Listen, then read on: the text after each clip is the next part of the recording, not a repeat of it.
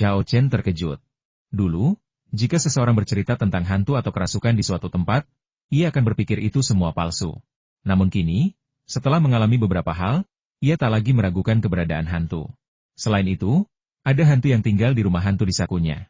Namun, ia masih ragu dengan kata-kata ayahnya desa Xiaoqiu berhantu. Banyak orang dirasuki roh jahat. Ayah, siapa yang memberitahumu ini? Jangan bilang itu hanya kabar angin. Zhao Shikuan sangat tidak senang ditanya oleh putranya, karena merasa kewenangannya telah ditantang. Dia meninggikan suaranya beberapa desibel dan menjawab, bagaimana mungkin aku menyebarkan rumor? Semua orang mengatakannya. 2 hari yang lalu, aku pergi ke desa Xiaoqiu bersama Paman Sang dan beberapa orang lainnya. Setidaknya separuh penduduk desa itu bertingkah sangat aneh. Beberapa berkerumun di sudut-sudut sambil bergumam sendiri, sementara yang lain gemetar dan kejang-kejang seperti kerasukan. Yang paling keterlaluan adalah beberapa orang menjadi gila dan berubah menjadi hantu dan binatang buas yang pendendam. Ingin makan daging mentah dan minum darah segar, bahkan mencoba mencuri dan melahap orang. Oh, Zhao Chen mengangkat alis. Jika ayahnya tidak berbohong, maka situasi di desa Xiaoqiu memang agak aneh. Tepat saat itu, raungan marah Shen Lijun terdengar dari dalam rumah Zhao Shikuan. Beraninya kau pergi ke desa Xiaoqiu tanpa sepengetahuanku? Apa kau tidak takut mengundang roh jahat kembali ke rumah? Wajah Zhao Shikuan langsung memucat-pucat pasi. Ia buru-buru berbalik dan memohon ampun kepada Shen Lijun yang murka. Istriku, dengarkan aku, bukan aku yang ingin pergi, tapi Lao Zhang dan yang lainnya yang memaksaku ikut. Jangan khawatir, aku tidak pergi ke desa Xiaoqiu. Aku hanya berdiri di bukit di luar desa mereka dan memandanginya dari jauh. Sungguh, aku tidak berbohong. Apa yang kau lakukan dengan kemoceng itu? Putra dan putri kita ada di rumah, beri aku muka. Astaga! Apa kau benar-benar akan memukulku? Zhao Shikuan melarikan diri ke halaman, dan Shen Lijun mengejarnya, menyebabkan keributan. Zhao Ling, yang masih bermalas-malasan di tempat tidur, juga terbangun kaget. Ia menguap, mengintip ke halaman, dan bertanya dengan rasa ingin tahu. Kakak, ada apa? Tidak apa-apa, ibu hanya sedang menceramahi suaminya, kata Zhao Chen sambil tersenyum. Lalu segera menambahkan, cepat pakai mantelmu, pagi-pagi dingin, apa kamu tidak takut masuk angin? Zhao Ling berkata sambil menyeringai, jangan khawatir, karena kamu mahasiswa kedokteran, kamu bisa menyembuhkanku jika aku masuk angin. Zhao Chen terkekeh dan menggelengkan kepalanya. Berkata, itu bisa disembuhkan, tapi bukankah kamu akan menderita? Benar juga. Zhao Ling menjulurkan lidahnya dan berkata dengan manis, kalau dipikir-pikir lagi, rasanya tidak sepadan. Baiklah, aku akan kembali tidur dan tinggal di sana sebentar lagi. Ah, bukannya aku tidak mau bangun pagi. Hanya saja roh selimut itu mengendalikanku dan membuatku mustahil bangun pagi. Setelah berkata demikian, dia merangkak kembali ke tempat tidur dan mengambil iPhone yang diberikan Xiao Chen padanya malam sebelumnya dan mulai memainkannya. Xiao Chen tersenyum kecut. Kenapa dia tidak menyadari sebelumnya kalau adik perempuannya punya sisi konyol seperti itu? Saat itu, Zhao Shikuan sudah ditangkap oleh Shen Lijun. Setelah banyak memohon, ia akhirnya dibebaskan dari hukuman disiksa di halaman. Shen Lijun memelintir telinganya dan menyeretnya ke dalam rumah.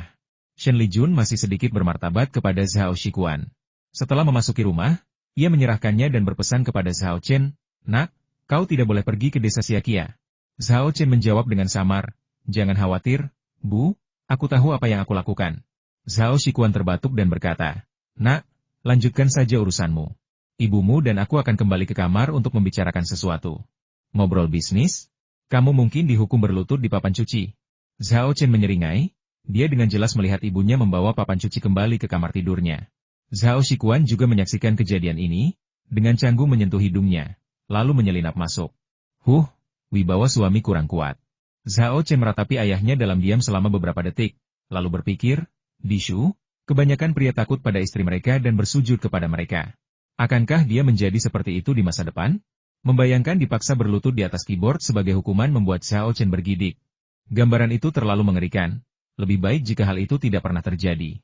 Pintu kamar orang tuanya terbanting menutup. Zhao Chen menghampiri kucing putih yang tertidur lelap di atas meja di ruang utama, mengulurkan tangan dan mengelusnya hingga terbangun, lalu berbisik, aku berencana pergi ke desa Xiaoqiu nanti. Kamu mau ikut? Pengalaman sebelumnya memberitahu Zhao Chen bahwa kucing putih itu memiliki kemampuan cenayang, dan ia bahkan menduga bahwa kucing putih itu dapat memahami ucapan manusia, itulah sebabnya ia berkomunikasi dengannya dengan cara ini. Kucing putih itu mengangkat kepalanya dan bersuara wu kepada Zhao Chen, ekspresinya tampak tidak senang, seolah menyalahkannya karena berani mengganggu istirahatnya. Ia lalu membenamkan kepalanya di antara cakarnya dan menggulung ekornya yang berbulu halus seperti selimut. Yah, dilihat dari reaksi tuannya, Zhao Chen tahu bahwa dia sama sekali tidak tertarik dengan desa Siakia itu. Mungkinkah desa Siakia tidak berhantu atau dirasuki roh jahat? Gumam Zhao Chen dalam hati. Jadi dia menggunakan kucing putih itu sebagai pendeteksi iblis. Tapi sekali lagi, dilihat dari performa kucing putih sebelumnya, dia bukan hanya pendeteksi iblis yang mumpuni, tapi juga cukup handal dalam mendeteksi bahaya, niat membunuh, dan harta karun. Kucing putih itu menolak ikut, tetapi Zhao Chen tidak memaksanya. Ia berbalik dan meninggalkan rumah, pertama-tama menuju ke pangkalan penanaman tanaman obat Cina. Ketika saya tiba, saya mendapati bahwa meskipun masih pagi, sudah ada cukup banyak orang yang berkumpul di sana. Ternyata sejak penduduk desa mendengar bahwa Cai De dan yang lainnya diundang oleh Zhao Chen untuk membangun rumah baru bagi mereka tidak sabar dan bergegas membantu. Semua itu agar bangunan kecil itu dapat dibangun sesegera mungkin, pindah dari rumah-rumah bata lumpur yang bobrok, dan pindah ke rumah-rumah bata biru dan genteng hijau yang indah. Dengan bantuan penduduk desa, Cai De dan timnya berhasil mendirikan fasilitas tersebut tadi malam. Setelah tidur nyenyak semalam, mereka kini dibantu penduduk desa untuk mensurvei lahan, menentukan lokasi setiap bangunan, dan menggambar area konstruksi. Sementara itu, para tukang listrik dan tukang ledeng sedang mempelajari setumpuk cetak biru, mencari tahu cara memasang kabel dan menggali sumur untuk air. Seluruh areal penanaman tanaman obat ramai dengan aktivitas di pagi hari. Namun, tidak semua orang menyambut Cai De dan rombongannya. Meng Daihua dan Li Tao, dua pakar budidaya tanaman obat Tiongkok, mengikuti Cai De dengan ekspresi kesal, melambaikan tangan, dan meneriakkan sesuatu. Begitu melihat Zhao Chen tiba, mereka berdua segera meninggalkan Cai De dan bergegas ke arahnya. Langsung ke pokok permasalahan Bos Zhao, Anda tidak bisa membangun rumah kecil di sini. Mengapa? Zhao Chen bertanya dengan heran. Meng Daihua menjawab, tempat ini bagaikan gudang harta karun. Membangun rumah di sini akan sia-sia, seluruh tanah seharusnya digunakan untuk menanam tanaman obat. Li Tao mengangguk setuju Pak Tua Meng benar, setiap jengkal tanah di gunung ini adalah harta karun. Kalau kau ingin meningkatkan taraf hidup penduduk desa, tidak bisakah kau membangun rumah di tempat lain? Tahukah kau seperti apa tanaman obat yang ditanam di sini? Percayalah, satu hari yang ditanam di sini setara dengan 1 atau 2 tahun kerja keras menanamnya di tempat lain. Bagaimana? Kau heran? Kau harus segera pergi dan menyuruh mereka menghentikan pembangunan. Li Tao berbicara dengan penuh semangat dan antusias, tetapi Meng Daihua mengulurkan tangan dan menariknya kembali, memberinya isyarat untuk berhenti berbicara. Ada apa? Li Tao berbalik, tampak bingung dan tidak puas. Meng Daihua tetap diam, mengangguk ke arah Zhao Chen dengan dagunya. Baru kemudian Li Tao menyadari bahwa ekspresi Zhao Chen tenang, tanpa tanda-tanda terkejut. Ia tertegun sejenak, mengira ia belum menjelaskan dengan jelas, dan dengan cepat mengulangi, apa kau tidak terkejut sama sekali? Laju pertumbuhan tanaman obat di sini dalam 1 hari setara dengan 1 atau 2 tahun di tempat lain. Aku mengerti, kamu tidak perlu berteriak sekeras itu, jawab Zhao Chen. Dia telah mengantisipasi pertumbuhan tanaman obat di sini. Mustahil. Dia sendiri yang memasang arai pengumpul roh warisan Wu Peng di sini menggunakan koin 5 elemen. Aneh kalau tanaman obat yang ditanam di sini tidak tumbuh subur.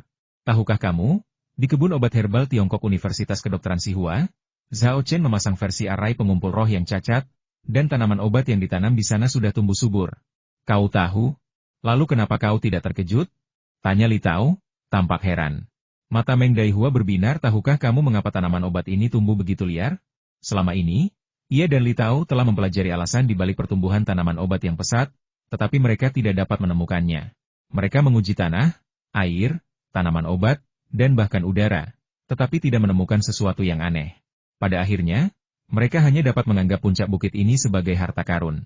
Zhao Chen mengangguk, tentu saja aku tahu. Alasan mengapa tanaman obat tumbuh subur di sini bukan karena tanah ini kaya akan harta karun, melainkan karena aku menggunakan teknik budidaya khusus. Teknik budidaya khusus? Meng Daihua dan Li Tao tercengang dan agak tidak percaya. Kamu baru muncul saat menabur benih, lalu pergi ke Chengdu. Sudah berhari-hari kamu tidak kembali. Kapan kamu mendapatkan teknologi budidaya khusus ini? Zhao Chen tersenyum dan berkata, teknik kultivasi khususku tidak perlu digunakan setiap hari. Cukup menggunakannya sekali saat menanam saja. Meng Daihua dan Li Tao masih memiliki beberapa keraguan, tetapi faktanya ada di depan mereka. Apakah benar-benar ada teknologi menakjubkan seperti itu di dunia ini? Keduanya terkejut sekaligus gembira, ingin segera mengetahui akar permasalahannya. Tetapi setelah membuka mulut, akhirnya mereka tidak jadi mengajukan pertanyaan. Mereka tidak bodoh, mereka semua veteran berpengalaman di dunia bawah. Bagaimana mungkin mereka tidak tahu bahwa teknologi seistimewa itu adalah rahasia besar? Mereka hanya orang luar. Mengapa mereka gegabah pergi dan menanyakannya? Bukankah itu sama saja mencari masalah? Bagaimana jika mereka membuat Xiao Chen marah dan diusir?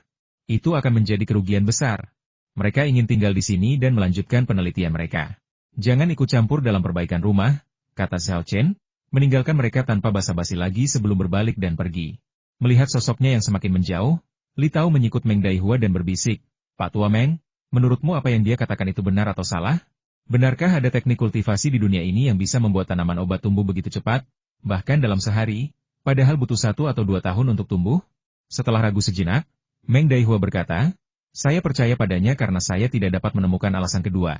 Li Tao menghela napas, saya telah berkecimpung dalam budidaya tanaman obat Tiongkok selama bertahun-tahun, dan saya selalu yakin bahwa saya termasuk yang terbaik di bidang ini, otoritas yang tak terbantahkan. Tapi sekarang saya merasa bahwa dibandingkan dengan Bos Hao, saya hanyalah seorang siswa sekolah dasar. Aku juga merasakan hal yang sama. Meng Daihua mengangguk setuju.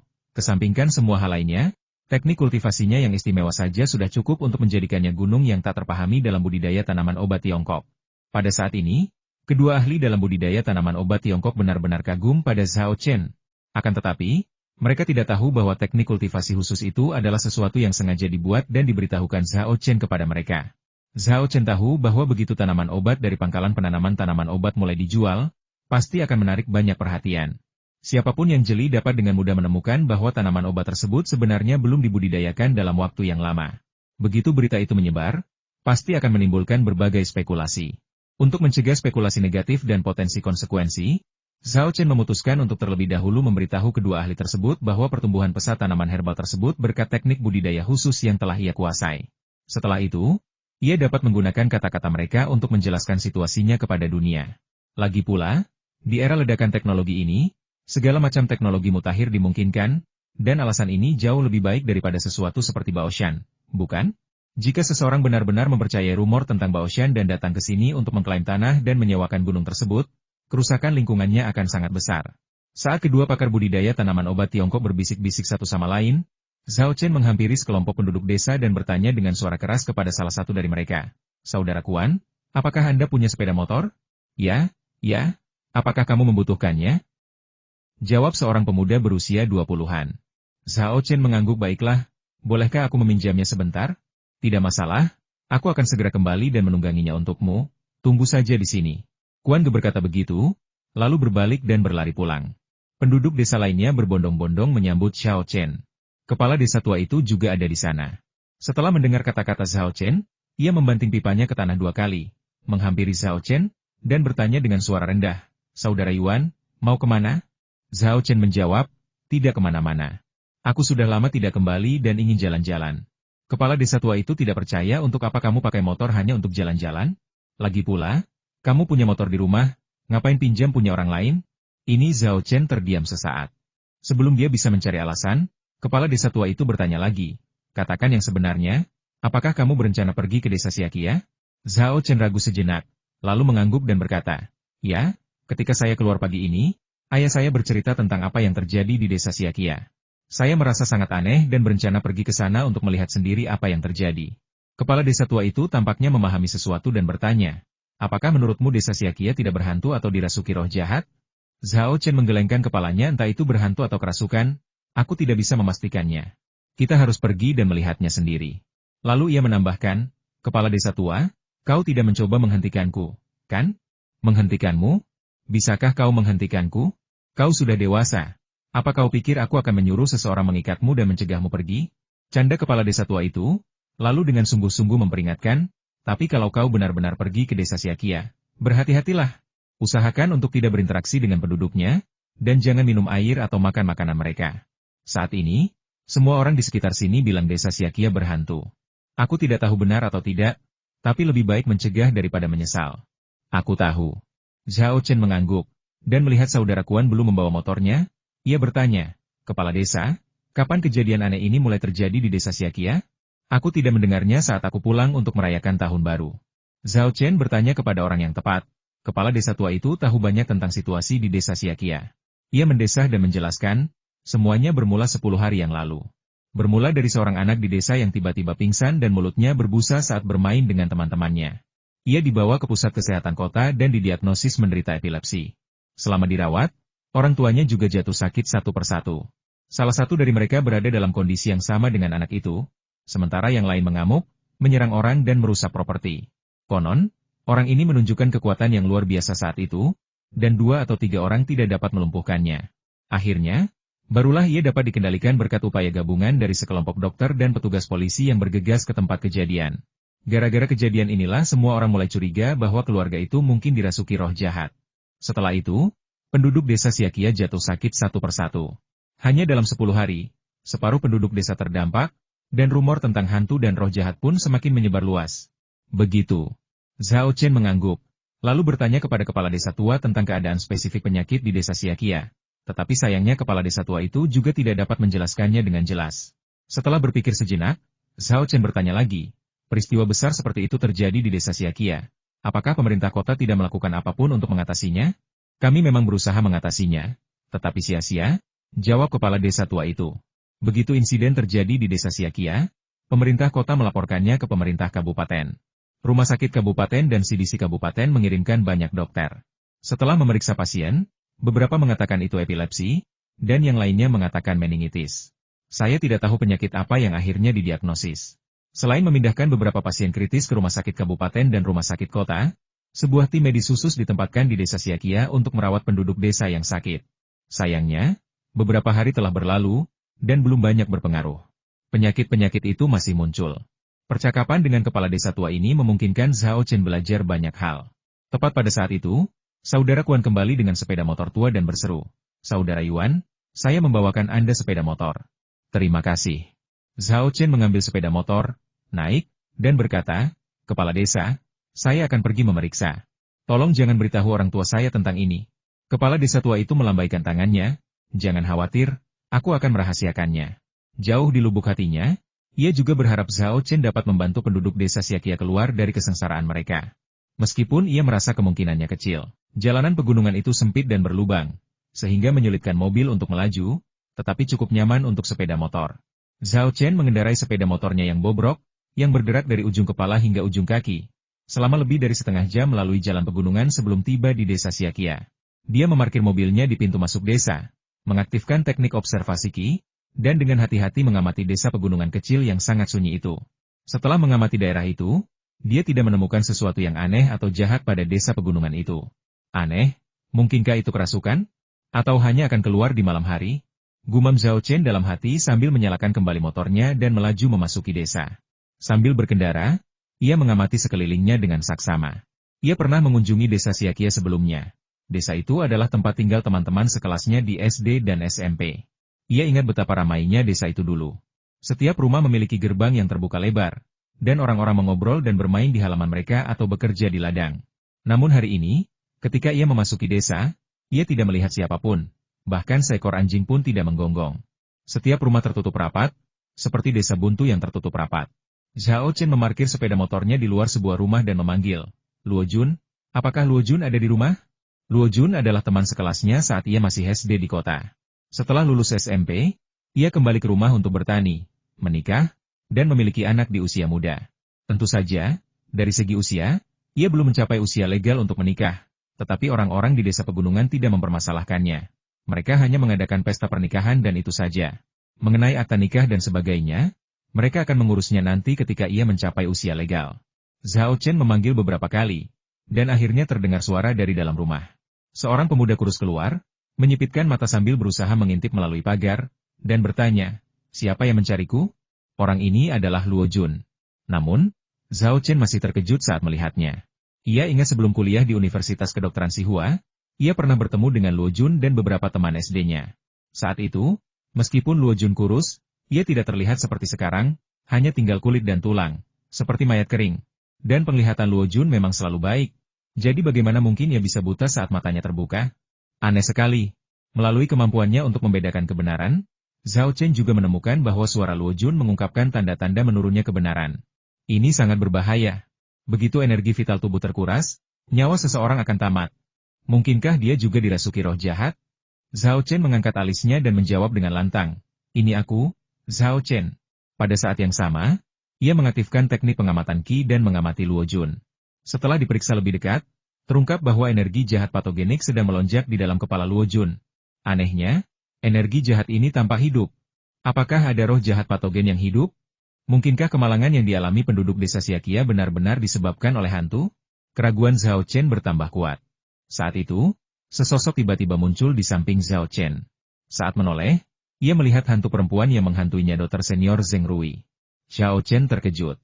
Bagaimana mungkin Zheng Rui bisa kabur dari kediaman hantu tanpa izinnya? Namun, ia segera teringat perjanjian yang telah ia buat dengan Zheng Rui bahwa Zheng Rui berhak meninggalkan kediaman hantu sendirian selama ia merawat pasien.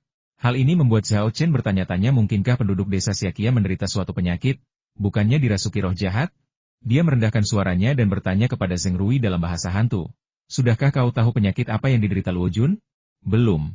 Zheng Rui menggelengkan kepalanya dan menjawab, tapi aku bisa merasakan bahwa orang ini. Tidak, lebih tepatnya, banyak orang di desa ini sedang sakit, mereka kesakitan dan tersiksa, dan mereka sangat membutuhkan pertolongan. Jadi, aku keluar dari kediaman hantu. Meskipun Zheng Rui belum mengetahui penyakit apa yang diderita orang-orang ini, kata-katanya telah mengarahkan Zhao Chen ke arah yang benar. Orang-orang desa Siakia benar-benar sakit, tidak dirasuki roh jahat. Saat itu, Luo Jun meraba-raba dan membuka pintu, sambil berkata dengan nada terkejut sekaligus tak percaya, Zhao Chen, apa yang membawamu ke sini? Sejak berita kepemilikan di desa Siakia menyebar, orang-orang dari berbagai penjuru menganggap mereka sebagai harimau ganas dan tidak berani menginjakan kaki di desa Siakia. Oleh karena itu, Luo Jun tersentuh sekaligus bersyukur atas kedatangan Zhao Chen hari ini. Ada apa dengan matamu? Tanya Zhao Chen. Ia memperhatikan bahwa Luo Jun tidak hanya mengalami masalah penglihatan, tetapi matanya juga merah dan bola matanya berkedut. Tak heran jika warga desa Siakia diduga kerasukan. Meski tidak menunjukkan gejala apapun, penampilan mereka tetap saja aneh. Luo Jun menghela napas dan menjawab, sudahlah, jangan bahas itu. Sejak aku tiba-tiba gila beberapa hari yang lalu, mataku jadi bermasalah.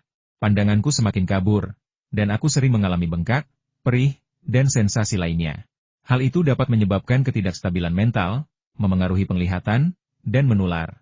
Beberapa kata ini, ditambah informasi yang telah dikumpulkannya sebelumnya, membuat Zhao Chen merenung. Ia mengerutkan kening dan mulai memikirkan penyakit apa yang sedang menjangkiti desa Siakia.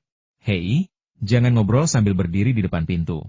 Ayo, kita masuk dan duduk, ajak Luo Jun dengan ramah, tapi segera berubah pikiran tidak, kita ngobrol di depan pintu saja. Aku khawatir di dalam sedang sial. Kasihan sekali kalau kamu sampai kotor. Rupanya bukan hanya warga desa sekitar saja yang menduga desa Xiaoqiu berhantu, tetapi mereka sendiri pun mempercayainya. Namun, Zhao Chen tidak takut dengan hal-hal ini. Dia tidak takut penyakit atau roh jahat. Ia menggandeng tangan Luo Jun dan menuntunnya masuk ke dalam rumah, sambil berkata sambil berjalan, aku tidak takut pada apapun yang kotor. Oh, ngomong-ngomong, di mana keluargamu? Kenapa kau sendirian?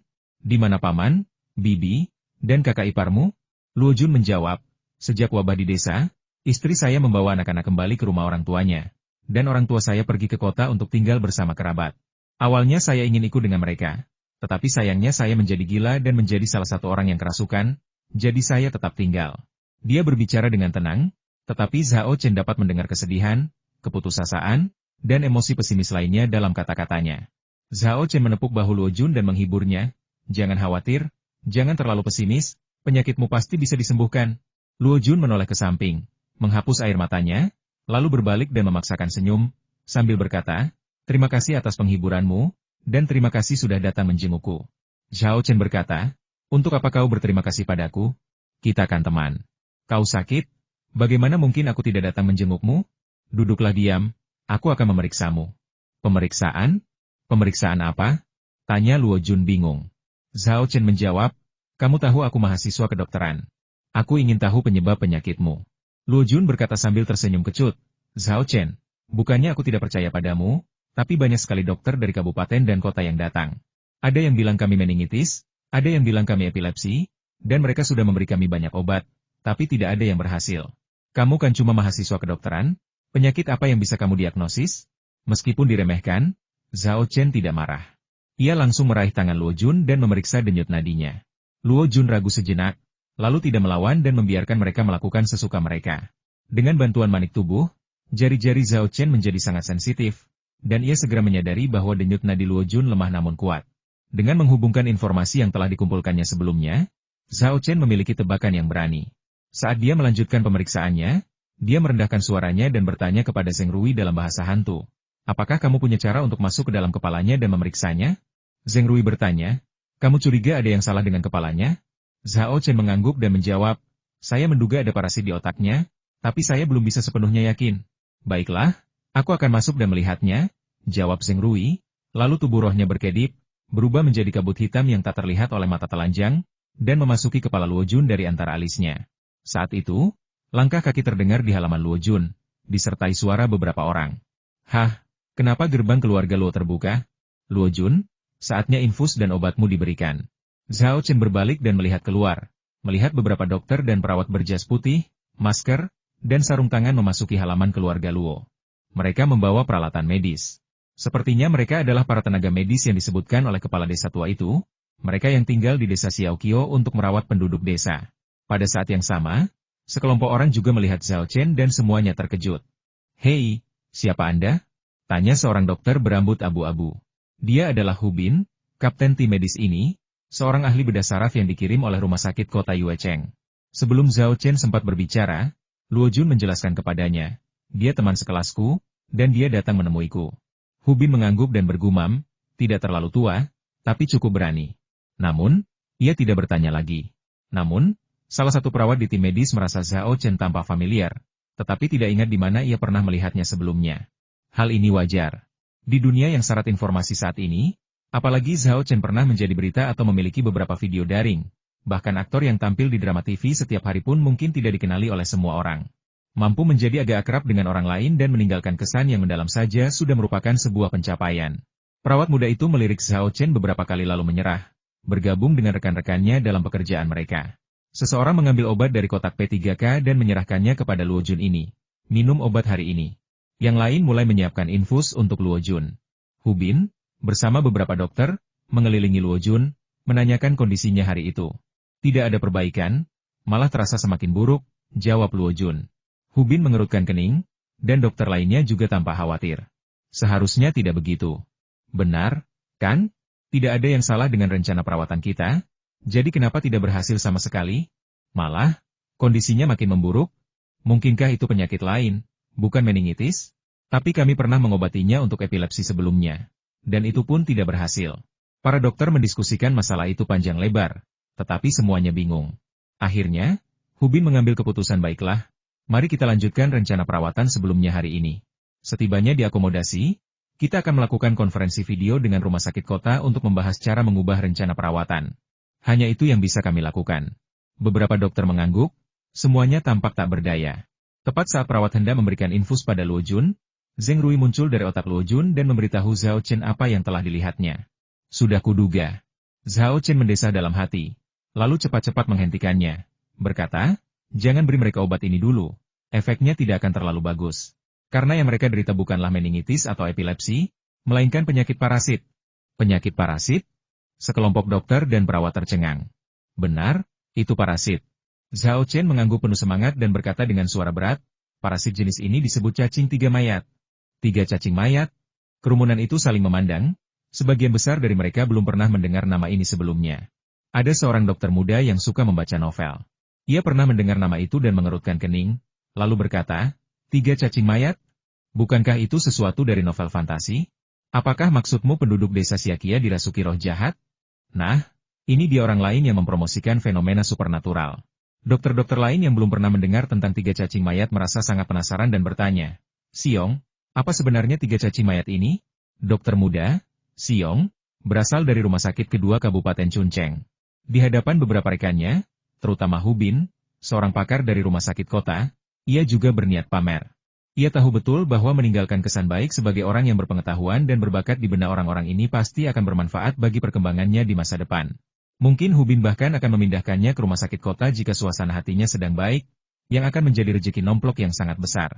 Maka Sio menjelaskan dengan sungguh-sungguh, 3 cacing mayat, juga disebut 3 dewa mayat, adalah makhluk dari mitologi Tao, yang termasuk dalam kategori jiwa, roh, dan dewa. Ketika seseorang meninggal, 3 cacing mayat akan berubah menjadi hantu dan mengembara di dunia. Konon, jika kau ingin berkultivasi menjadi abadi, kau harus memisahkan 3 mayat dan membunuh cacing biji-bijian agar bisa menjadi abadi sejati di bumi. Mendengar ini, semua orang tiba-tiba menyadari bahwa yang disebutkan Zhao Chen tentang 3 cacing mayat merujuk pada sesuatu seperti roh jahat, dan mereka pun menggelengkan kepala serempak. Mereka juga tahu bahwa beberapa hari terakhir ini, karena penduduk desa Xiaoqiao menderita penyakit aneh, dan berbagai pengobatan tidak efektif, Beredar rumor di desa-desa sekitar bahwa desa Siakia telah dirasuki roh jahat. Bahkan di antara mereka, para tenaga medis, beberapa mulai mencurigai hal ini, membuat mereka geram sekaligus tak berdaya. Namun, orang-orang itu hanya bergosip di belakang mereka. Tak satu pun dari mereka berbicara langsung seperti Zhao Chen. Untuk sementara waktu, semua orang sangat tidak senang dengan Zhao Chen. Hu Bin pun sama. Wajahnya muram, nadanya berubah dingin, dan ia menegur, lihatlah dirimu, masih muda sekali. Bagaimana mungkin kau begitu percaya tahayul? Hantu dan kerasukan itu omong kosong. Sebaiknya kau pergi sekarang dan jangan tunda perawatan pasien, kalau tidak aku harus panggil polisi untuk membawamu pergi. Selain tim medis, beberapa petugas polisi kota juga telah ditempatkan di desa Siakia untuk membantu menjaga ketertiban. Mendengar ini, Xiong berbalik dan hendak keluar untuk memanggil polisi. Zhao Chen berkata, tahayul? Kepercayaan pada hantu dan dewa belum tentu tahayul. Hanya saja, kepercayaan itu berada di luar pemahaman dan penerimaan orang-orang, jadi mereka memberinya label itu. Dia dulunya skeptis terhadap hantu dan roh, tetapi pengalamannya selama beberapa bulan terakhir telah membuatnya menyadari bahwa memang ada beberapa peristiwa di dunia ini yang tidak dapat dijelaskan oleh sains. Namun, sekarang bukan saatnya untuk memperdebatkan masalah ini dengan Hu Bin dan yang lainnya. Zhao Chen mengalihkan pembicaraan dan berkata kepada Xiong, kalau kamu belum banyak baca buku, jangan sok tahu. Kamu kan seharusnya jadi dokter. Tapi kamu tidak tahu kalau dalam mitologi Tao, 3 cacing mayat memang merujuk pada 3 rohin mayat. Tapi dalam teori medis, mereka merujuk pada sejenis parasit otak, yang dalam ilmu kedokteran barat disebut Toxoplasma gondii. Toxoplasma gondii? Semua orang terkejut, meskipun mereka familiar dengan nama parasit ini. Hu Bin dan beberapa tenaga medis profesional lainnya yang berkeahlian tinggi terkejut. Mereka berbisik, mungkinkah? Lalu terdiam, tenggelam dalam pikiran. Xiong, yang sudah sampai di halaman, berhenti di tempat, wajahnya berubah antara pucat dan memerah. Ia bermaksud memamerkan pengetahuannya yang luas, tetapi komentar Zhao Chen bahwa ia tidak banyak membaca membuatnya sangat kesal. Ia mencibir, tidak bisakah kau katakan saja, Toxoplasma gondii? Kenapa kau harus membahas 3 cacing mayat? Siapa tahu, 3 cacing mayat, itu klaim Toxoplasma gondii yang kau buat-buat. Mengarang, Zhao Chen terkekeh dan berkata, kalau begitu, biar ku beri pelajaran lagi. Pengobatan barat baru menemukan dan menamai Toxoplasma gondii pada tahun 1900, ketika Laveran menemukannya. Sebelumnya, penyakit mental yang disebabkan oleh Toxoplasma gondii sering salah didiagnosis sebagai penyakit lain, dan untuk sementara waktu, bahkan dianggap kerasukan setan, yang membutuhkan penghakiman agama dan baptisan. Di Tiongkok, bahkan sejak dinasti Sui, dalam buku, Risalah tentang penyebab dan gejala berbagai penyakit, yang disusun pada tahun 610 M, parasit otak ini disebutkan dengan jelas dan diberi nama, 3 cacing mayat. Buku tersebut merinci gejala yang ditimbulkan setelah 3 cacing mayat menyerang tubuh manusia, dan menjelaskan bahwa parasit ini berasal dari bangkai, daging mentah, dan makanan lain yang ditularkan melalui darah, serta menyediakan rencana pengobatan, hampir 1300 tahun sebelum penemuan Laveran. Kisah ini tak hanya membuat Xiong terdiam, tetapi juga mengejutkan para tenaga medis lainnya, yang mulai berdiskusi satu sama lain benarkah yang dikatakannya? Apakah pengobatan tradisional Tiongkok benar-benar menemukan toksoplasmosis sedini itu? Beberapa orang bertindak cepat, mengeluarkan ponsel mereka dan mulai mencari secara daring. Sesaat kemudian, ia berseru kaget, dia benar-benar tidak salah. Memang ada catatan tentang 3 cacing bangkai di buku, Risalah Penyebab dan Gejala Berbagai Penyakit, dan gejala-gejala ini sangat mirip dengan Toxoplasma gondii. Orang-orang mengerumuni lelaki itu, sambil mengintip telepon genggamnya. Xiong merasa sangat terhina. Tak mau menerimanya. Ia menggerutu. Memangnya kenapa kalau 3 cacing bangkai itu Toxoplasma gondii? Itu tidak membuktikan bahwa penduduk desa Siakia menderita toksoplasmosis. Tim medis kita terdiri dari begitu banyak orang, begitu banyak pakar dan profesor, tetapi tak satu pun dari mereka mempertimbangkan penyakit ini. Apa mereka kurang cakap daripada Anda? Kata-kata ini cukup jahat. Satu tanggapan yang tidak pantas dapat menyinggung seluruh tim medis. Untungnya, Zhao Chen cerdas dan tidak jatuh ke dalam perangkap yang telah ia buat. Ia dengan rendah hati berkata, saya hanya seorang pemula. Bagaimana saya bisa dibandingkan dengan para ahli dan profesor? Mereka terlalu banyak berpikir dan belum memikirkan aspek ini. Xiong ingin mengatakan sesuatu lagi. Tetapi sebelum ia sempat berbicara, Hu Bin yang sedang berpikir keras tiba-tiba menepuk pahanya dan berkata dengan penuh semangat, hei, kenapa kita tidak mempertimbangkan parasit sebelumnya? Toxoplasma gondii yang menyerang otak memang dapat menyebabkan serangkaian penyakit saraf, dan gejalanya terkadang sangat mirip dengan epilepsi dan meningitis. Apa yang terjadi? Xiong menelan kembali sarkasme yang hampir terucap, menatap Hu Bin dengan kaget, dan bertanya dengan heran, Guru Hu, apa kau benar-benar percaya apa yang dikatakan anak ini? Hubin mengangguk, ini adalah salah satu arah diagnosis dan pengobatan. Tetapi kita masih perlu meminta pemerintah kota melakukan tes yang relevan untuk menentukan apakah itu toksoplasmosis. Semua dokter terampil lainnya mengangguk setuju dengan saran Hubin. Tidak. Xiong menunjuk Zhao Chen dan berkata dengan heran, anak ini sepertinya baru berusia awal 20-an, kan? Kemampuan apa yang mungkin dia miliki? Dia punya pikiran lain yang tidak disuarakannya. Anak baru ini bicara omong kosong. Dan kalian semua hanya menuruti kegilaannya? Apa kalian semua sudah gila? Hubin mengerutkan kening dan wajahnya menjadi gelap. Ia menegur, Xiong, kau tidak boleh berpikir seperti itu. Siapa bilang muda berarti kau tidak mampu dan tidak bisa membuat diagnosis yang tepat? Tapi, Xiong ingin mengatakan sesuatu lagi. Tetapi Hubin melambaikan tangannya untuk memotongnya. Baiklah, jangan bicara apa-apa, lihat saja dari samping. Xiong membuka mulutnya, tetapi akhirnya tidak bersuara. Ia minggir, merasa sangat tertekan. Tapi dia tidak menyerah. Dia bergumam dalam hati, 3 cacing mayat di otakku? Aku tidak percaya. Nak, aku akan membiarkanmu merasa puas diri lebih lama lagi. Aku akan kembali dan menamparmu saat hasil tes kota keluar. Hubin mengeluarkan ponselnya, berjalan ke halaman, dan menelepon rekan-rekannya di rumah sakit kota. Beberapa pasien kritis telah dipindahkan ke rumah sakit kota untuk perawatan. Setelah Hubin memberitahu rekan-rekannya di rumah sakit tentang spekulasi Zhao Chen, ia mendesak mereka untuk melakukan pemeriksaan yang relevan sesegera mungkin. Perawatan Luo Jun dihentikan sementara hingga hasil tes keluar. Selanjutnya, Hubin mengirimkan anggota tim medis. Beberapa menghubungi tim medis lain, sementara yang lain menunda perawatan untuk penduduk desa lainnya. Tak lama kemudian, perawatan untuk warga desa Xiaoqiu dihentikan. Setelah menerima kabar tersebut, petugas medis bergegas ke rumah Luo Jun untuk menunggu hasil tes. Meskipun Zhao Chen memastikan bahwa penduduk desa Xiaoqiu menderita penyakit cacing 3 mayat, ia tidak terburu-buru mengobati mereka. Ia tahu bahwa sebelum hasil tes keluar, para dokter dan perawat yang hadir pasti masih meragukannya. Memulai pengobatan saat ini kemungkinan besar akan menemui hambatan, jadi lebih baik menunggu sedikit lebih lama, karena toh tidak akan lama. Jadi dia duduk di sebelah Luo Jun dan mengobrol dengan teman masa kecilnya. Ia tetap tenang dan kalem, tetapi Luo Jun sangat gugup. Meskipun penglihatannya melemah akibat pengaruh 3 cacing mayat, ia tetap tahu bahwa begitu banyak orang telah datang ke rumahnya. Ia tak kuasa menahan diri untuk bertanya, Zhao Chen, apakah masalah ini akan berdampak negatif padamu? Meskipun sakit, Luo Jun masih khawatir terhadap temannya. Takut kalau hasil tesnya bukan penyakit yang dijelaskan Zhao Chen, yang akan menyebabkan Zhao Chen dikritik oleh semua orang. Zhao Chen tersenyum dan menepuk tangan Luo Jun, lalu berkata, jangan khawatir, aku sangat yakin dengan diagnosisku. Setelah rencana perawatan direvisi, kamu akan cepat pulih. Bercanda. Diagnosis 3 cacing mayat bukan hanya hasil kombinasi teknik observasi Qi, diagnosis denyut nadi, dan diferensiasi kebenaran, beserta kemampuan bertanyanya sendiri sebuah metode diagnostik 4 dalam 1. Diagnosis itu juga mencakup fakta bahwa Zheng Rui menggali ke dalam kepala Luo Jun untuk sebuah investigasi lapangan. Mengesampingkan semua hal lainnya, fakta bahwa Zheng Rui mengebor otaknya jauh lebih langsung daripada hasil pemeriksaan apapun. Bagaimana mungkin itu salah? Sekalipun hasil tesnya tidak menunjukkan toksoplasmosis, itu sudah pasti bukan masalahnya. Melainkan, itu adalah kesalahan pada peralatan pengujian atau selama proses pengujian. Saat Zhao Chen mengobrol dengan Luo Jun, para dokter dan perawat berkumpul di dalam rumah dan di halaman, serta penduduk desa Xiaoqiu yang datang untuk mendengar berita itu. Semuanya membicarakannya. Para dokter dan perawat sangat penasaran dengan identitas Zhao Chen. Siapa anak itu? Dia bilang penduduk desa Xiaoqiu menderita toksoplasmosis? Mungkinkah itu? Berdasarkan kondisi medisnya, hal itu masih memungkinkan. Tetapi kita harus menunggu dan melihat hasil akhirnya. Dari mana anak ini berasal? Dilihat dari usianya, dia baru sekitar 20 tahun.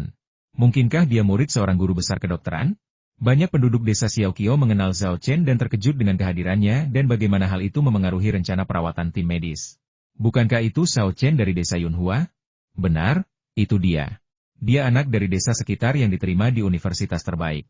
Kudengar dia kuliah di universitas kedokteran yang sangat terkenal dan bergengsi. Dia cuma mahasiswa kedokteran, kan? Bagaimana dia bisa mendiagnosis dan merawat pasien? Dan dia bahkan berhasil meyakinkan para ahli dari kota ini, kalau dia benar-benar bisa menyembuhkan penyakit aneh kami, aku pasti akan pergi ke rumahnya dan bersujud kepadanya. Aku juga akan menyiapkan tablet umur panjang untuknya di rumah dan memujanya setiap hari. Seorang wanita tua mencibir, Chen Er, berhentilah bermimpi. Kita tidak sakit, kita kerasukan. Aku sudah meminta seorang kerabat untuk membantu kita mengundang Guru Zhang, seorang biksu yang sangat terkenal dari desa Shangxian, untuk mengusir roh jahat dari desa kita. Dilihat dari waktunya, beliau seharusnya tiba hari ini. Dokter tidak berguna dalam hal kerasukan, kita butuh biksu.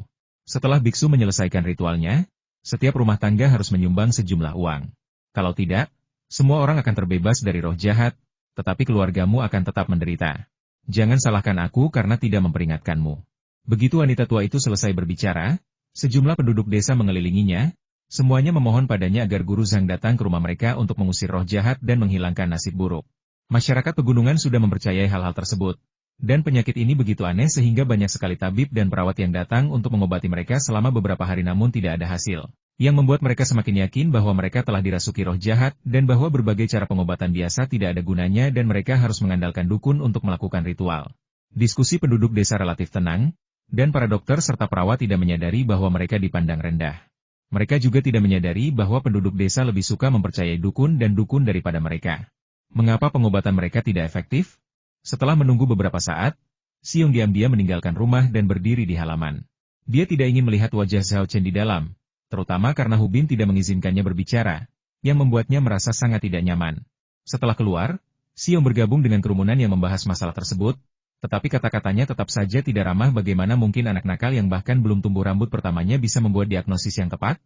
Apa itu berarti kita semua lebih rendah darinya? Hanya sampah? Menurutku, dia hanya omong kosong. Aku tidak tahu apa yang merasuki Guru Hu dan yang lainnya sampai-sampai percaya padanya. Tunggu saja. Nanti kalau hasil tesnya keluar, mereka pasti akan menampar wajahnya. Ia mencoba menghasut orang banyak, tetapi sayangnya, semua orang cukup pintar untuk memahami makna tersembunyi di balik kata-katanya. Seseorang langsung berkata, Xiong, ada apa? Apa kau punya dendam pada anak ini? Kenapa rasanya semua yang kau katakan ditujukan padanya dari awal sampai akhir? Xiong, tentu saja, menolak mengakuinya, dan menjawab dengan keras kepala, saya tidak menargetkannya, saya hanya menyatakan fakta. Kemudian, seseorang yang gemar menyaksikan drama ini bertanya, bagaimana jika hasil tesnya cocok dengan diagnosis anak ini? Aku. Xiong terdiam, bingung harus berkata apa. Melihat ekspresinya, semua orang tertawa terbahak-bahak, membuat Xiong tersipu. Ia pun berseru, kalau diagnosis anak ini benar, aku akan makan kotoran ayam ini di tanah. Kata-kata ini langsung mengundang tepuk tangan dari penonton. Sial, Xiong, kamu hebat sekali. Itulah pria sejati. Xiong, kami pegang janjimu. Kalau diagnosisnya benar, jangan coba-coba mundur. Kata-katanya barusan adalah hasil dari impulsivitasnya. Dan setelah ia tenang, ia langsung menyesalinya. Namun, kata-katanya sudah terlanjur keluar, dan ia tak bisa mundur begitu saja. Jadi ia hanya bisa menggertakkan gigi dan berkata, diagnosisnya benar? Lelucon. Lihat saja dia ditampar. Belum sempat dia selesai bicara, telepon selulernya berdering. Semua mata tertuju pada Hubin. Dia mengangkat teleponnya, melirik ID penelepon, dan berkata, hasil tesnya sudah siap. Jantung semua orang langsung berdebar kencang. Hubin menekan tombol jawab dan mulai mendengarkan laporan dari ujung telepon yang lain. Sesekali tergagap. Orang-orang di dalam dan di luar rumah mulai cemas karena mereka tidak dapat mendengar apa yang terjadi di telepon. Xiong juga sangat cemas. Lagi pula, hasil ini menentukan apakah ia harus makan kotoran ayam atau apakah Zhao Chen akan terbukti salah. Meskipun ia yakin Zhao Chen hanya omong kosong, ia juga takut pihak lain akan beruntung dan perkataannya akan menjadi kenyataan. Sayangnya, selain beberapa pakar dan profesor terdekatnya, tak seorang pun bisa mendengar panggilan telepon Hubin, apalagi dirinya yang berdiri di luar rumah sakit, terlalu jauh. Untuk meredakan ketegangannya, ia hanya bisa berbahasa basi, berkata, hasil tesnya keluar terlalu cepat, ya? Seseorang di sebelahnya menjawab, tentu saja akan cepat. Wabah penyakit aneh di desa Siakia telah diberitakan di surat kabar dan televisi kota baru-baru ini, dan juga banyak dibicarakan di internet. Dalam situasi seperti ini, pemeriksaan apapun yang berkaitan dengan desa Siakia akan ditangani secara khusus dan diselesaikan secepat mungkin. Jika tidak, wajar jika menunggu 2 atau 3 hari untuk mendapatkan hasilnya. Aku penasaran, apa hasil tesnya nanti? Orang lain menimpali, melirik Hubin yang jelas-jelas gugup tapi berusaha tetap tenang, lalu menyeringai, kalau mereka tahu kamu kena toksoplasmosis, Hubin, kamu bakal makan tahi ayam. Wajah Hubin langsung menjadi gelap, tetapi dia masih bersikeras, sama sekali tidak mungkin. Belum sempat dia selesai bicara, terdengar suara terkejut dari dalam rumah. Orang-orang di halaman langsung panik, entah menyesali pendengaran mereka yang buruk atau berharap mereka tiba lebih cepat. Untungnya, jika mereka tetap di dalam, mereka akan langsung tahu hasilnya. Pada titik ini, mereka hanya bisa berteriak kepada rekan-rekan mereka di dalam. Ada apa? Ada apa? Apa yang kalian teriakkan di sana? Apa hasil tesnya? Cepat beritahu kami. Mendengar teriakan dari kerumunan di halaman, Hubin berjalan ke pintu dan mengumumkan dengan lantang, hasil tesnya sudah keluar. Pasien memang menderita toksoplasmosis. Diagnosis dan rencana perawatan kami sebelumnya salah dan harus segera disesuaikan. Kita perlu menggunakan spiramisin, azitromisin, dan obat-obatan lain untuk membasmi parasit tersebut. Mendengar itu, suasana halaman yang tadinya riuh itu langsung menjadi sunyi. Keheningan mencekam berlangsung selama beberapa menit sebelum orang-orang tersadar dan berseru kaget. Apakah itu benar-benar toksoplasmosis? Sial, mengapa kita tidak memikirkan penyakit ini sebelumnya? Insiden toksoplasmosis di negara kita saja sudah rendah, apalagi sampai mewabah di desa seperti ini. Wajar kalau kita tidak memikirkan semuanya dengan matang. Untungnya, kesalahan itu diperbaiki tepat waktu. Kalau tidak, konsekuensinya akan sangat buruk. Wah, siapa pemuda yang bersikeras bahwa penduduk desa Siakia terkena toksoplasmosis? Matanya tajam sekali. Belum lagi kita, bahkan para ahli dan profesor seperti Direktur Hu pun tidak curiga toksoplasmosis, tapi dia bisa melihatnya sekilas. Saya sungguh terkesan. Pada saat yang sama, wajah Sio memucat-pucat pasi, dan ia terhuyung mundur beberapa langkah, bergumam tak percaya. Bagaimana mungkin ini terjadi? Bagaimana mungkin dia mendiagnosisnya dengan tepat? Pasti ada yang salah dengannya.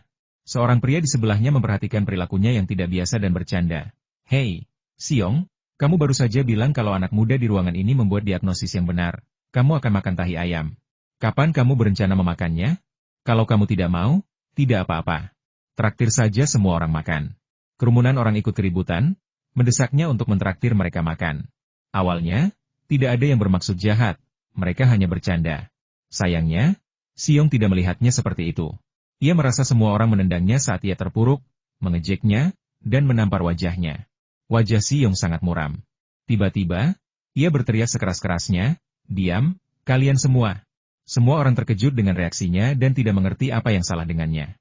Hubin juga terkejut dan mengerutkan kening saat menatapnya. Siong berteriak, "Mustahil! Anak itu tidak mungkin benar. Direktur Hu, diagnosis ini pasti salah." Kesalahan? Wajah Hubin langsung muram, dan ia berkata dengan dingin, "Siong, aku tidak mengerti kenapa kau bersikeras mempertanyakan diagnosis pemuda ini. Aku juga tidak ingin tahu apakah ada dendam di antara kalian berdua. Aku hanya ingin memberitahumu bahwa diagnosis ini sepenuhnya benar, karena tidak dilakukan di rumah sakit yang sama." Melihat ekspresi terkejut di wajah semua orang, Hubin menjelaskan, "Panggilan telepon saya sebelumnya menarik perhatian Dinas Kesehatan Kota. Untuk memastikan keakuratan hasil tes, 3 rumah sakit melakukan tes secara bersamaan, dan masing-masing rumah sakit mengumpulkan dan menguji sampel lebih dari sekali. Semua hasil menunjukkan bahwa tes toksoplasmosis positif. Bagaimana mungkin hasil seperti itu salah? Ini." Mulut Siong ternganga. Hasil beberapa tes di 3 rumah sakit menunjukkan hasil yang sama, yang memang mengesampingkan kemungkinan salah diagnosis. Namun, ia tetap tidak bisa menerima kenyataan ini, dan tentu saja, ia tidak mau makan kotoran ayam. Maka ia memeras otak dan bertanya, sekalipun toksoplasmosis ditemukan pada satu pasien, itu tidak membuktikan bahwa semua pasien di desa Siakia menderita penyakit ini. Hubin berkata, "Siapa yang bilang toksoplasmosis hanya ditemukan pada satu pasien? Tes ini dilakukan secara bersamaan pada 4 pasien yang dirujuk ke kota untuk perawatan, dan hasilnya menunjukkan bahwa keempatnya menderita toksoplasmosis." Pada titik ini, Siong tidak bisa berkata apa-apa. Jika toksoplasmosis ditemukan pada 1 atau 2 pasien, hal itu bisa dianggap kebetulan. Namun kini, parasit tersebut telah ditemukan pada ke-4 pasien yang dirujuk ke kota. Hal ini pada dasarnya menegaskan bahwa penyakit yang diderita penduduk desa Siakia disebabkan oleh parasit otak ini. Tawa kecil terdengar di antara kerumunan. Awalnya, tak seorang pun ingin menertawakannya. Tetapi tindakan dan kata-katanya begitu keji sehingga mereka merasa kesal sekaligus jijik. Mereka menunjuk-nunjuk dan mengomentarinya dengan nada hina. Wajah Siong berubah antara cerah dan pucat. Cemoohan, komentar, dan diskusi ini bagaikan tamparan keras di wajahnya, menyengatnya dan membuatnya terlalu malu untuk tinggal di sana lebih lama lagi. Siong berbalik dan berlari. Namun, pagi hari di pegunungan seringkali berkabut, dan tanahnya cukup lembab. Pekarangan Luojun pun tak terkecuali, bahkan ada bercak-bercak lumut. Karena malu dan melarikan diri, Siong tanpa sengaja menginjak lumut dan jatuh tertelungkup ke genangan kotoran ayam. Bau busuk yang tak terlukiskan dan rasa mual menerpanya, membuatnya merasa malu, cemas, dan marah. Ia hampir pingsan. Halaman itu kembali sunyi. Setelah Siong bangkit dan berlari menjauh, seseorang mendesah, "Sungguh pembalasan. Inilah yang mereka maksud dengan, kamu menuai apa yang kamu tabur." Hubin tidak menyangka Siong akan jatuh dengan cara yang begitu canggung, apalagi sampai memakan kotoran ayam seperti itu. Setelah terdiam sejenak, ia menggelengkan kepala dan mendesah, hanya dirinya sendiri yang bisa disalahkan. Ia tidak bisa menyalahkan orang lain. Dia segera berbalik dan kembali ke dalam rumah, menghampiri Zhao Chen, dan berkata dengan tulus, "Saya minta maaf atas nama Xiong." Zhao Chen melambaikan tangannya dan berkata dengan murah hati, "Tidak perlu minta maaf. Dokter Xi hanya memikirkan pasien di desa Xiakia, itulah sebabnya dia terus-menerus mengajukan pertanyaan." Hu Bin tersenyum getir, bergumam dalam hati, "Saya khawatir Xiong sama sekali tidak memikirkan pasien. Dia hanya merasa malu padamu, jadi dia terus melawanmu. Dia tidak pernah menyangka akan dipermalukan berulang kali. Dan akhirnya, dia menepati janjinya dengan cara yang aneh ini, dan hanya mendapatkan kotoran ayam." Hu Bin awalnya memiliki kesan yang baik tentang Xiong karena Xiong sering menyanjungnya beberapa hari terakhir ini. Namun, kejadian barusan membuatnya melihat sifat asli Xiong. Dia orang yang berpikiran sempit dan mudah menyimpan dendam. Hu Bin tidak bisa berkata banyak tentang kepribadiannya. Tetapi jika hal itu menimbulkan masalah pada hal-hal penting terkait perawatan dan penyelamatan nyawa, maka itu benar-benar tidak bisa ditolerir. Hu Bin sudah memutuskan ia akan menelepon atasan Xiong nanti dan meminta mereka membawanya kembali. Tim medis tidak akan mau, dan tidak bisa mau, seseorang yang lebih mengutamakan urusan pribadi daripada tugas publik. Jika Xiong tahu tentang ini, dia pasti akan sangat menyesalinya. Bergabung dengan tim medis memang sulit, tetapi juga merupakan pengalaman yang berharga. Baik itu untuk mutasi kerja, promosi, atau evaluasi jabatan profesional di masa mendatang, pengalaman ini akan sangat membantu. Namun, dibujuk untuk keluar di tengah jalan bukanlah suatu kehormatan, melainkan aib. Meskipun tidak senang dengan Xiong, Hu Bin semakin menyayangi Zhao Chen, dan berpikir dalam hati, kemampuan anak ini untuk membuat diagnosis yang akurat tanpa takut pada otoritas menunjukkan bahwa ia tidak hanya cakap tetapi juga sangat percaya diri. Lebih jauh lagi, sikapnya yang rendah hati, tidak sombong maupun rendah hati, menunjukkan karakternya yang mulia. Dibandingkan dengan Xiong, ia jauh berbeda. Sambil mengungkapkan kekagumannya, Hu Bin tak kuasa menahan diri untuk bertanya, "Anak muda, siapa namamu? Apakah kamu mahasiswa kedokteran?" Zhao Chen membuat diagnosis yang tepat, yang mengesankan sekelompok pakar dan profesor, dan juga membuat Luo Jun sangat bangga. Ketika mendengar pertanyaan Hu Bin, ia bergegas menjawab untuk Zhao Chen. Namanya Zhao Chen. Ia mahasiswa di Universitas Kedokteran Tsinghua dan baru saja memulai tahun pertamanya. "Apa? Mahasiswa baru?"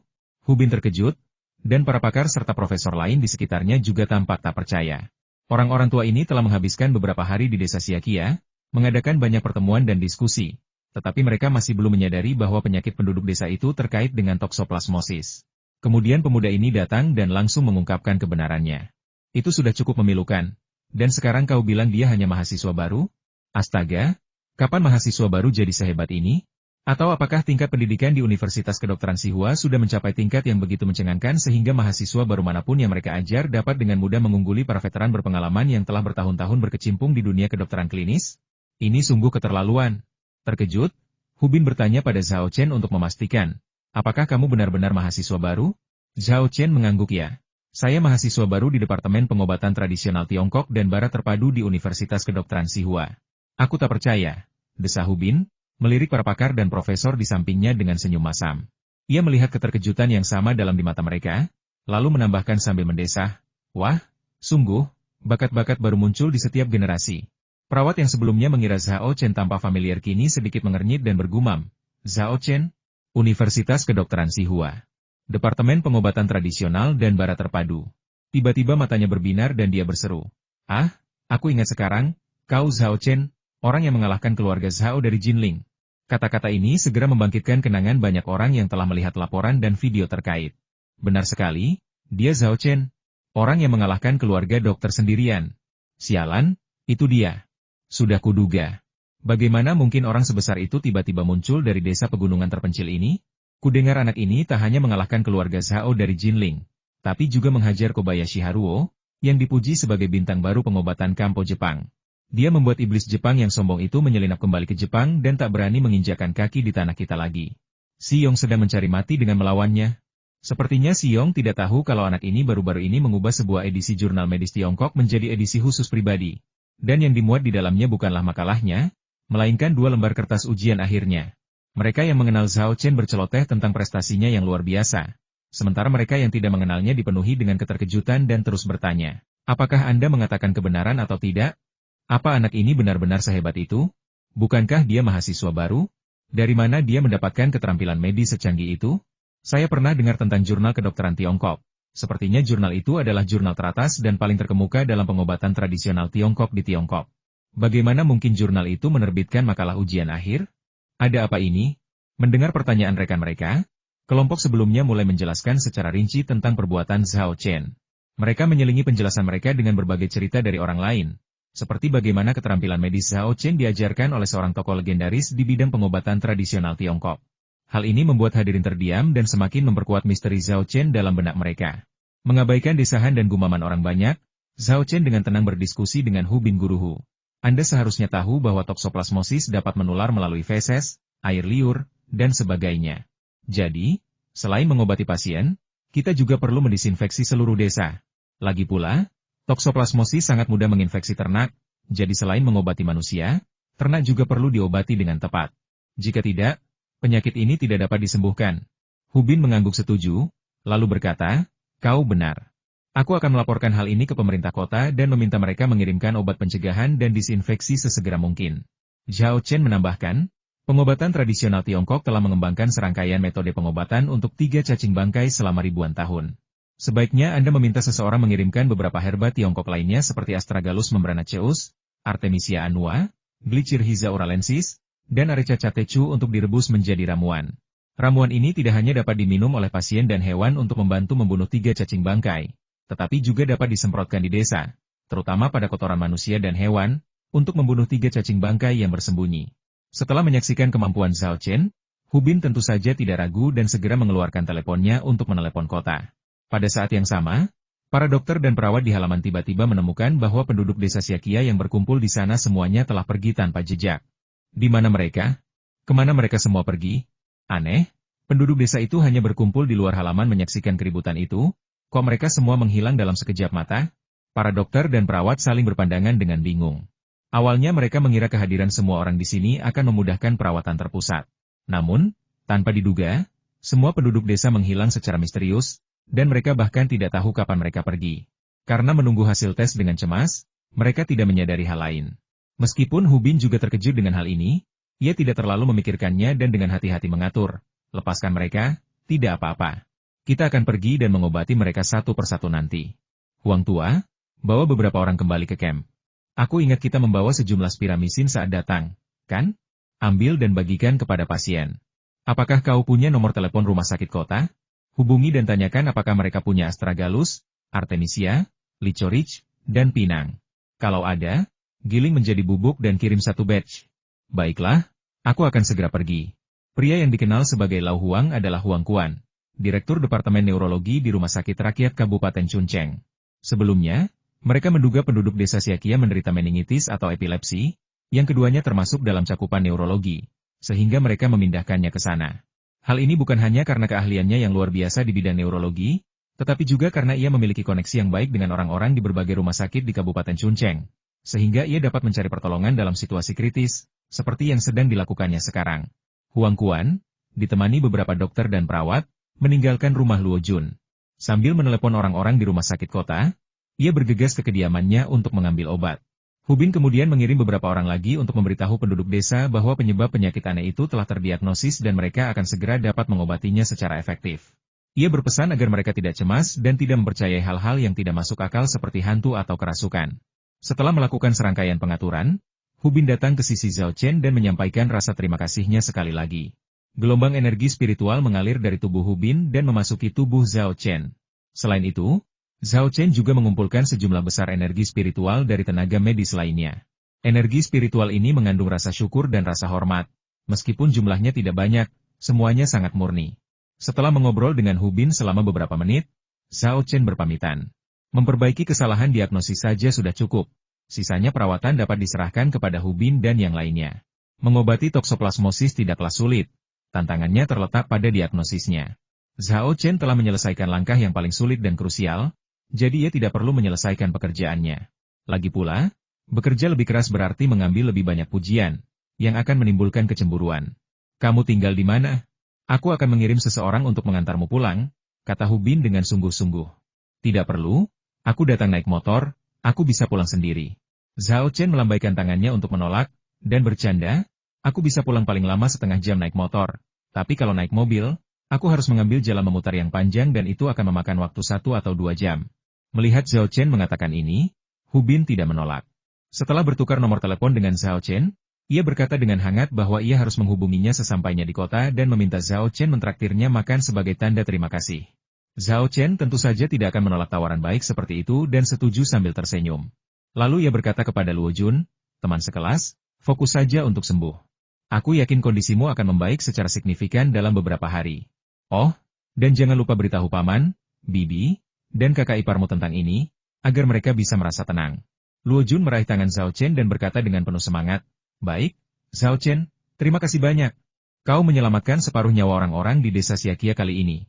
Setelah 3 cacing mayat di kepala kami terbunuh dan kami merasa lebih baik, kami pasti akan datang untuk menyampaikan rasa terima kasih kami kepadamu. Zhao Chen melambaikan tangannya, menolak untuk mengaku, dan berkata dengan rendah hati, kita semua dari desa yang sama. Kenapa harus begitu sopan? Lagi pula, bukan aku yang menyelamatkanmu, melainkan para dokter dan perawat ini. Mereka menempuh perjalanan jauh ke lembah pegunungan ini untuk menyembuhkan penyakit semua orang, menahan dingin dan kesulitan. Itu tidak mudah bagi mereka. Aku hanya mengingatkan mereka sedikit. Sebenarnya, bahkan tanpa pengingat dariku, mereka pasti akan memikirkan 3 cacing mayat, hanya saja sedikit lebih lambat. Kata-kata ini menghangatkan hati para pekerja medis yang hadir, semakin meningkatkan kesan positif mereka terhadap Zhao Chen. Hu Bin sangat menyayangi Zhao Chen, dan berbisik kepada seorang teman lama di sampingnya, sangat rendah hati dan sopan. Anak ini benar-benar memiliki sikap seorang tabib bijak zaman dahulu. Teman lamanya Gao Zihang adalah wakil presiden rumah sakit kota ketiga dan juga seorang dokter terkenal. Gao Zihang mengangguk setuju, lalu berkata, Zhao Chen, apakah Anda tertarik bekerja di rumah sakit kota ketiga kami? Rumah sakit kota ketiga kami baru-baru ini meluncurkan rencana untuk berfokus pada pembinaan sekelompok dokter muda sebagai tulang punggung dan masa depan rumah sakit. Jika Anda bersedia, selain menyelesaikan masalah kepegawaian Anda, kami juga akan memasukkan Anda dalam rencana ini dan menjadikan Anda kandidat kunci untuk pengembangan. Ini akan sangat bermanfaat bagi perkembangan dan pencapaian Anda di masa depan. Mendengar hal itu, mata banyak orang di sekitarnya berbinar-binar. Rumah sakit ketiga kota Yuecheng adalah rumah sakit tersier papan atas dengan gaji dan tunjangan yang termasuk tertinggi di antara rumah sakit besar di kota ini. Terlebih lagi, rumah sakit ini juga dapat mengatasi masalah kekurangan tenaga kerja tetap. Penting untuk dipahami bahwa rumah sakit memiliki tingkat staf yang sangat terbatas, dan sebagian besar dokter dan perawat sebenarnya adalah pekerja kontrak, bukan karyawan tetap dengan status pekerjaan formal. Memiliki posisi tetap setara dengan status kader. Ini adalah mangkuk nasi besi sejati, dengan tunjangan yang jauh melebihi pekerja kontrak. Lebih lanjut, kecuali jika terjadi pelanggaran berat, rumah sakit tidak berhak memberhentikan karyawan tersebut. Rumah sakit membutuhkan persetujuan karyawan dan persetujuan dari dinas kesehatan sebelum memutuskan hubungan kerja. Gao Zihang bahkan menjanjikan posisi permanen kepada Zhao Chen dan bahkan menjanjikan pelatihan khusus. Daya tariknya sungguh luar biasa. Saking besarnya, banyak dokter dan perawat muda yang hadir merasa iri dan berharap bisa menerima tawaran tersebut atas nama Zhao Chen. Zhao Chen juga terkejut, tak menyangka ada yang mau mempekerjakannya. Ia terkekeh dan hendak bicara ketika Hu Bin menyela, membentak Gao Zihang dengan marah, Pak Tua Gao, kau keterlaluan. Lalu, ia memasang wajah tersenyum dan berkata kepada Zhao Chen, kenapa kamu tidak datang ke rumah sakit pertama di kota kami? Dari namanya saja, kamu sudah tahu rumah sakit kami lebih baik daripada rumah sakit mereka. Apa yang bisa mereka berikan, rumah sakit kami juga bisa berikan. Dan setelah kamu datang, kami bahkan bisa membantumu dengan akomodasimu.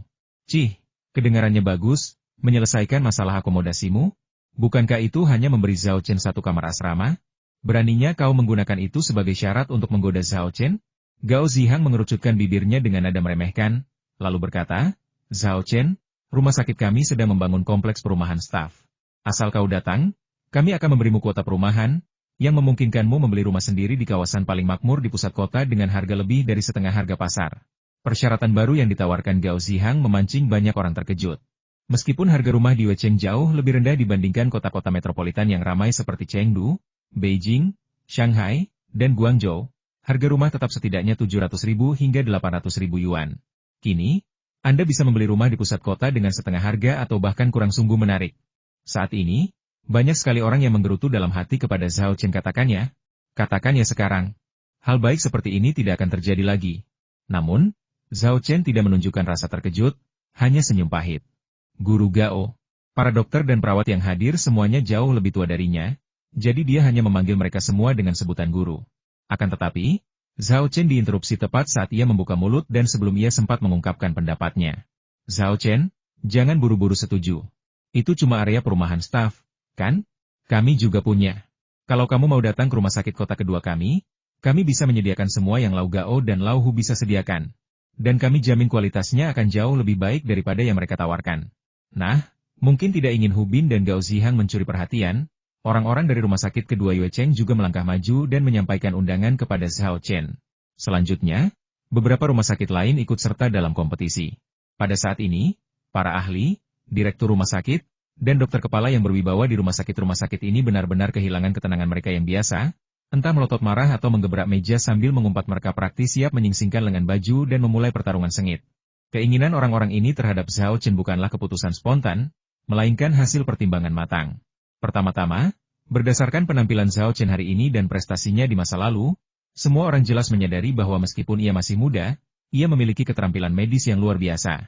Bercanda, mampu dengan mudah mengalahkan Kobayashi Haruo dan menggulingkan keluarga Zhao dari Jinling. Akan aneh jika keterampilan medisnya tidak bagus. Membawa orang berbakat seperti itu ke rumah sakit sepadan dengan harganya. Kedua, mereka terkesan dengan kemampuan Zhao Chen dalam menerbitkan artikel. Dengarkan saja apa yang dikatakan semua orang. Zhao Chen bahkan bisa membuat makalah ujiannya diterbitkan di jurnal kedokteran Tiongkok.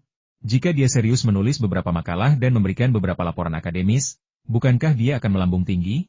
Jika kebetulan, makalah dan laporan akademis ini tersebar ke luar negeri dan mendunia, rumah sakit mereka akan ikut terkenal bersamanya. Terlebih lagi, menurut rumor yang mereka dengar dari berbagai saluran, Zhao Chen dan dukun yang menyebabkan kehebohan besar di komunitas medis beberapa waktu lalu memiliki hubungan dekat dan kemungkinan besar adalah murid dukun itu. Kalau begitu, setelah merekrut Zhao Chen ke rumah sakit, kalau kita bisa menghubungi dukun itu melalui dia, kita bahkan tidak perlu lagi meminta dukun itu bekerja di rumah sakit. Memintanya datang menemui pasien selama beberapa hari atau memberikan ceramah saja sudah merupakan kemenangan besar. Justru karena pikiran-pikiran inilah Hu Bin, Gao Zihang, dan lainnya mengabaikan status mereka dan bertempur dengan sangat sengit. Zhao Chen berteriak beberapa kali, tetapi orang-orang yang sedang bertengkar itu mengabaikannya. Tak punya pilihan lain, ia mengumpulkan kekuatannya dan berteriak, "Diam!" Raungannya memekakan telinga bagai guntur, langsung mengejutkan Hu Bin, Gao Zihang, dan yang lainnya. Ruangan itu langsung berubah dari berisik menjadi sunyi senyap. Berhentilah berdebat dan dengarkan aku dulu. Zhao Chen melirik Hu Bin, Gao Zihang, dan yang lainnya, lalu berkata, "Pertama-tama, saya ingin berterima kasih atas kebaikan kalian semua. Saya tidak pernah menyangka kemampuan saya yang minim akan begitu dihargai oleh kalian. Saya sungguh tersanjung. Namun, perlu saya ingatkan bahwa saya masih mahasiswa baru dan belum lulus. Saya tidak memenuhi syarat untuk mengikuti ujian lisensi medis, dan bahkan jika saya ingin bekerja di rumah sakit kalian, saya tidak akan memenuhi syarat." Mendengar ini, semua orang yang berlomba-lomba mengejar Zhao Chen terkejut, dan ekspresi mereka menjadi semakin aneh. Meskipun mereka menahan diri, mereka semua bergumam sendiri. "Sial, bagaimana aku bisa melupakan hal itu? Saya begitu fokus pada bagaimana anak ini tidak hanya memiliki keterampilan klinis yang luar biasa tetapi juga landasan teori yang kuat sehingga saya lupa bahwa dia masih mahasiswa baru. Sungguh sebuah kesalahan yang sangat besar. Siapa sangka orang sehebat itu masih mahasiswa baru?" Zhao Chen benar-benar jenius. Hu Bin juga kecewa. Tetapi matanya berbinar dan ia segera memikirkan ide lain. "Tidak apa-apa, kita bisa tanda tangani kontrak dulu. Selama kuliah, semua biaya kuliah dan hidupmu akan ditanggung oleh rumah sakit kami. Setelah lulus, kamu bisa datang dan bekerja di rumah sakit kami. Bagaimana pendapatmu tentang saranku?" Mendengar ini, Gao Zihang dan yang lainnya merasa itu saran yang bagus. Kemampuan Zhao Chen memang tak terbantahkan, dan mendukung pendidikannya sungguh sepadan. Mereka pun menimpali, "Kami juga bisa. Kami akan menanggung biaya kuliah, biaya hidup, dan bahkan memberimu gaji tambahan setiap bulan. Datanglah ke rumah sakit kami. Kami jamin kondisinya lebih baik daripada rumah sakit mereka." Melihat kelompok itu hendak berdebat lagi, Zhao Chen segera berkata, "Berhenti. Berhenti. Dengarkan aku." Hu Bin, Gao Zihang, dan yang lainnya cukup akomodatif dan segera menutup mulut mereka. Menatap Zhao Chen dengan sedikit gugup, menunggu keputusannya. "Terima kasih atas kebaikan kalian semua, tapi saya belum mempertimbangkan untuk bekerja di rumah sakit, jadi saya sangat menyesal dan hanya bisa meminta maaf kepada kalian semua." Penolakan Zhao Chen mengejutkan dan membuat semua orang tidak percaya. Bagaimana mungkin dia menolak tawaran bagus seperti itu? Apa yang ada di pikirannya? Tanpa mereka sadari, bahwa Zhao Chen adalah seekor naga sejati, dan tidak akan pernah dikurung di perairan dangkal rumah sakit manapun. Hu Bin, Gao Zihang, dan yang lainnya mencoba membujuknya, tetapi mereka segera menyadari bahwa meskipun Zhao Chen sopan, sikapnya sangat tegas, tidak menyisakan ruang untuk negosiasi. Tak berdaya, mereka hanya bisa menghela napas dan mengurungkan niat untuk mempekerjakan Zhao Chen. Mungkin bertahun-tahun kemudian, ketika mereka mengingat pengalaman ini, mereka akan berpikir mereka bodoh dan berani. Namun kini, mereka hanya merasa menyesal. Saya pergi dulu. Sisanya saya serahkan pada kalian, para guru. Zhao Chen berpamitan kepada semua orang, melangkah keluar halaman, dan hendak naik motornya untuk pergi ketika dokter dan perawat yang diutus untuk memberitahu penduduk desa Xiaoqiao berlari kembali dengan terengah-engah. Bahkan sebelum dia memasuki halaman, dia berteriak, sesuatu yang mengerikan telah terjadi. Hu Bin dan yang lainnya bergegas keluar dan bertanya, apa yang terjadi? Zhao Chen, yang sudah menyalakan sepeda motornya, berhenti memutar pedal gas untuk melihat apa yang terjadi. Beberapa dokter dan perawat, terengah-engah, berkata, ketika kami pergi memberitahu penduduk desa yang sakit di desa Xiaoqiao, kami mengetahui bahwa mereka telah menyewa seorang dukun untuk melakukan ritual di tempat pengeringan desa. Penduduk desa tidak mempercayai diagnosis kami dan menolak untuk menerima perawatan kami lagi. Mereka hanya ingin dukun itu mengusir roh jahat untuk mereka. Apa? Hal seperti itu ada? Hu Bin dan yang lainnya mengerutkan kening setelah mendengar ini. Mereka akhirnya menemukan penyebab penyakit itu dan hendak menyembuhkan penduduk desa Xiaoqiao. Tetapi insiden ini telah terjadi, yang menggelikan sekaligus absurd. Gao Zihang berkata dengan wajah muram, mereka tidak percaya pada dokter, malah pergi ke dukun untuk melakukan ritual. Bukankah itu omong kosong? Jika penyakit mereka tidak diobati tepat waktu, dan toksoplasmosis masih ada di otak mereka, bisa berakibat fatal. Ayo, ikut aku dan coba bujuk penduduk desa itu. Xiao Ma, kau masih muda. Larilah beberapa langkah dan panggil polisi yang menjaga ketertiban di desa, dan suruh mereka menangkap dukun ini. Baiklah, aku akan segera pergi. Dokter bernama Xiao Ma mengangguk, berbalik, dan berlari. Gao Zihang, Hu Bin, dan lainnya, bersama sekelompok dokter dan perawat, menuju ke tempat pengeringan tempat ritual dilakukan, dipimpin oleh kelompok sebelumnya. Setelah berpikir sejenak, Zhao Chen juga mengikutinya dengan sepeda motornya. Berbeda dengan Hu Bin dan Gao Zihang, ia tahu bahwa dewa, hantu, dan kekuatan supernatural benar-benar ada di dunia ini, dan bahwa ia sendiri adalah salah satunya. Karena itu, ia tidak memiliki prasangka buruk terhadap para dukun di pedesaan dan bahkan cukup tertarik untuk bertukar pikiran dengan mereka. Namun, syaratnya adalah dukun tersebut benar-benar memiliki kemampuan dan bukan penipu. Namun, kondisi penduduk desa Xiaoqiao disebabkan oleh penyakit, bukan roh jahat. Namun, dukun ini sedang menjalankan ritual agung, yang mengaku dapat mengusir roh jahat dan mengusir pengaruh jahat. Ini bukan hanya penipuan, tetapi juga menunda perawatan penduduk desa dan menyebabkan kematian mereka. Zhao Chen tidak bisa berdiam diri saja dalam menghadapi situasi seperti itu. Maka ia memutuskan untuk pergi dan melihat. Jika biksu itu bijaksana, itu tidak masalah. Tetapi jika ia keras kepala, ia tidak akan keberatan memberinya pelajaran. Zhao Chen, kau mau ikut dengan kami? Tanya Luo Jun sambil meraba-raba keluar rumah. Baiklah, aku akan memeriksanya. Zhao Chen memberi instruksi, matamu kurang sehat, jadi jangan ikut. Istirahatlah di dalam saja. Nanti akan ada yang membawakan obatmu, jadi minumlah dengan hati-hati sesuai resep. Luo Jun berkata, aku tahu, tapi kamu boleh pergi menontonnya, tapi hati-hati jangan sampai menyinggung Tuan Sang. Kalau kamu membuatnya marah, konsekuensinya akan berat. Oh, Zhao Chen mengangkat alisnya dan bertanya, apakah kamu tahu sesuatu tentang penyihir ini? Luo Jun mengangguk dan berkata, Nenek Xing datang ke rumahku kemarin dan bilang dia berencana mengundang guru Zhang dari desa Shangxian untuk melakukan ritual. Jadi aku tahu tentang ini. Aku juga mendengar beberapa rumor tentang guru Zhang. Konon dia memiliki kekuatan magis yang sangat tinggi, bisa menangkap hantu dan setan, dan memiliki lidah yang sangat tajam.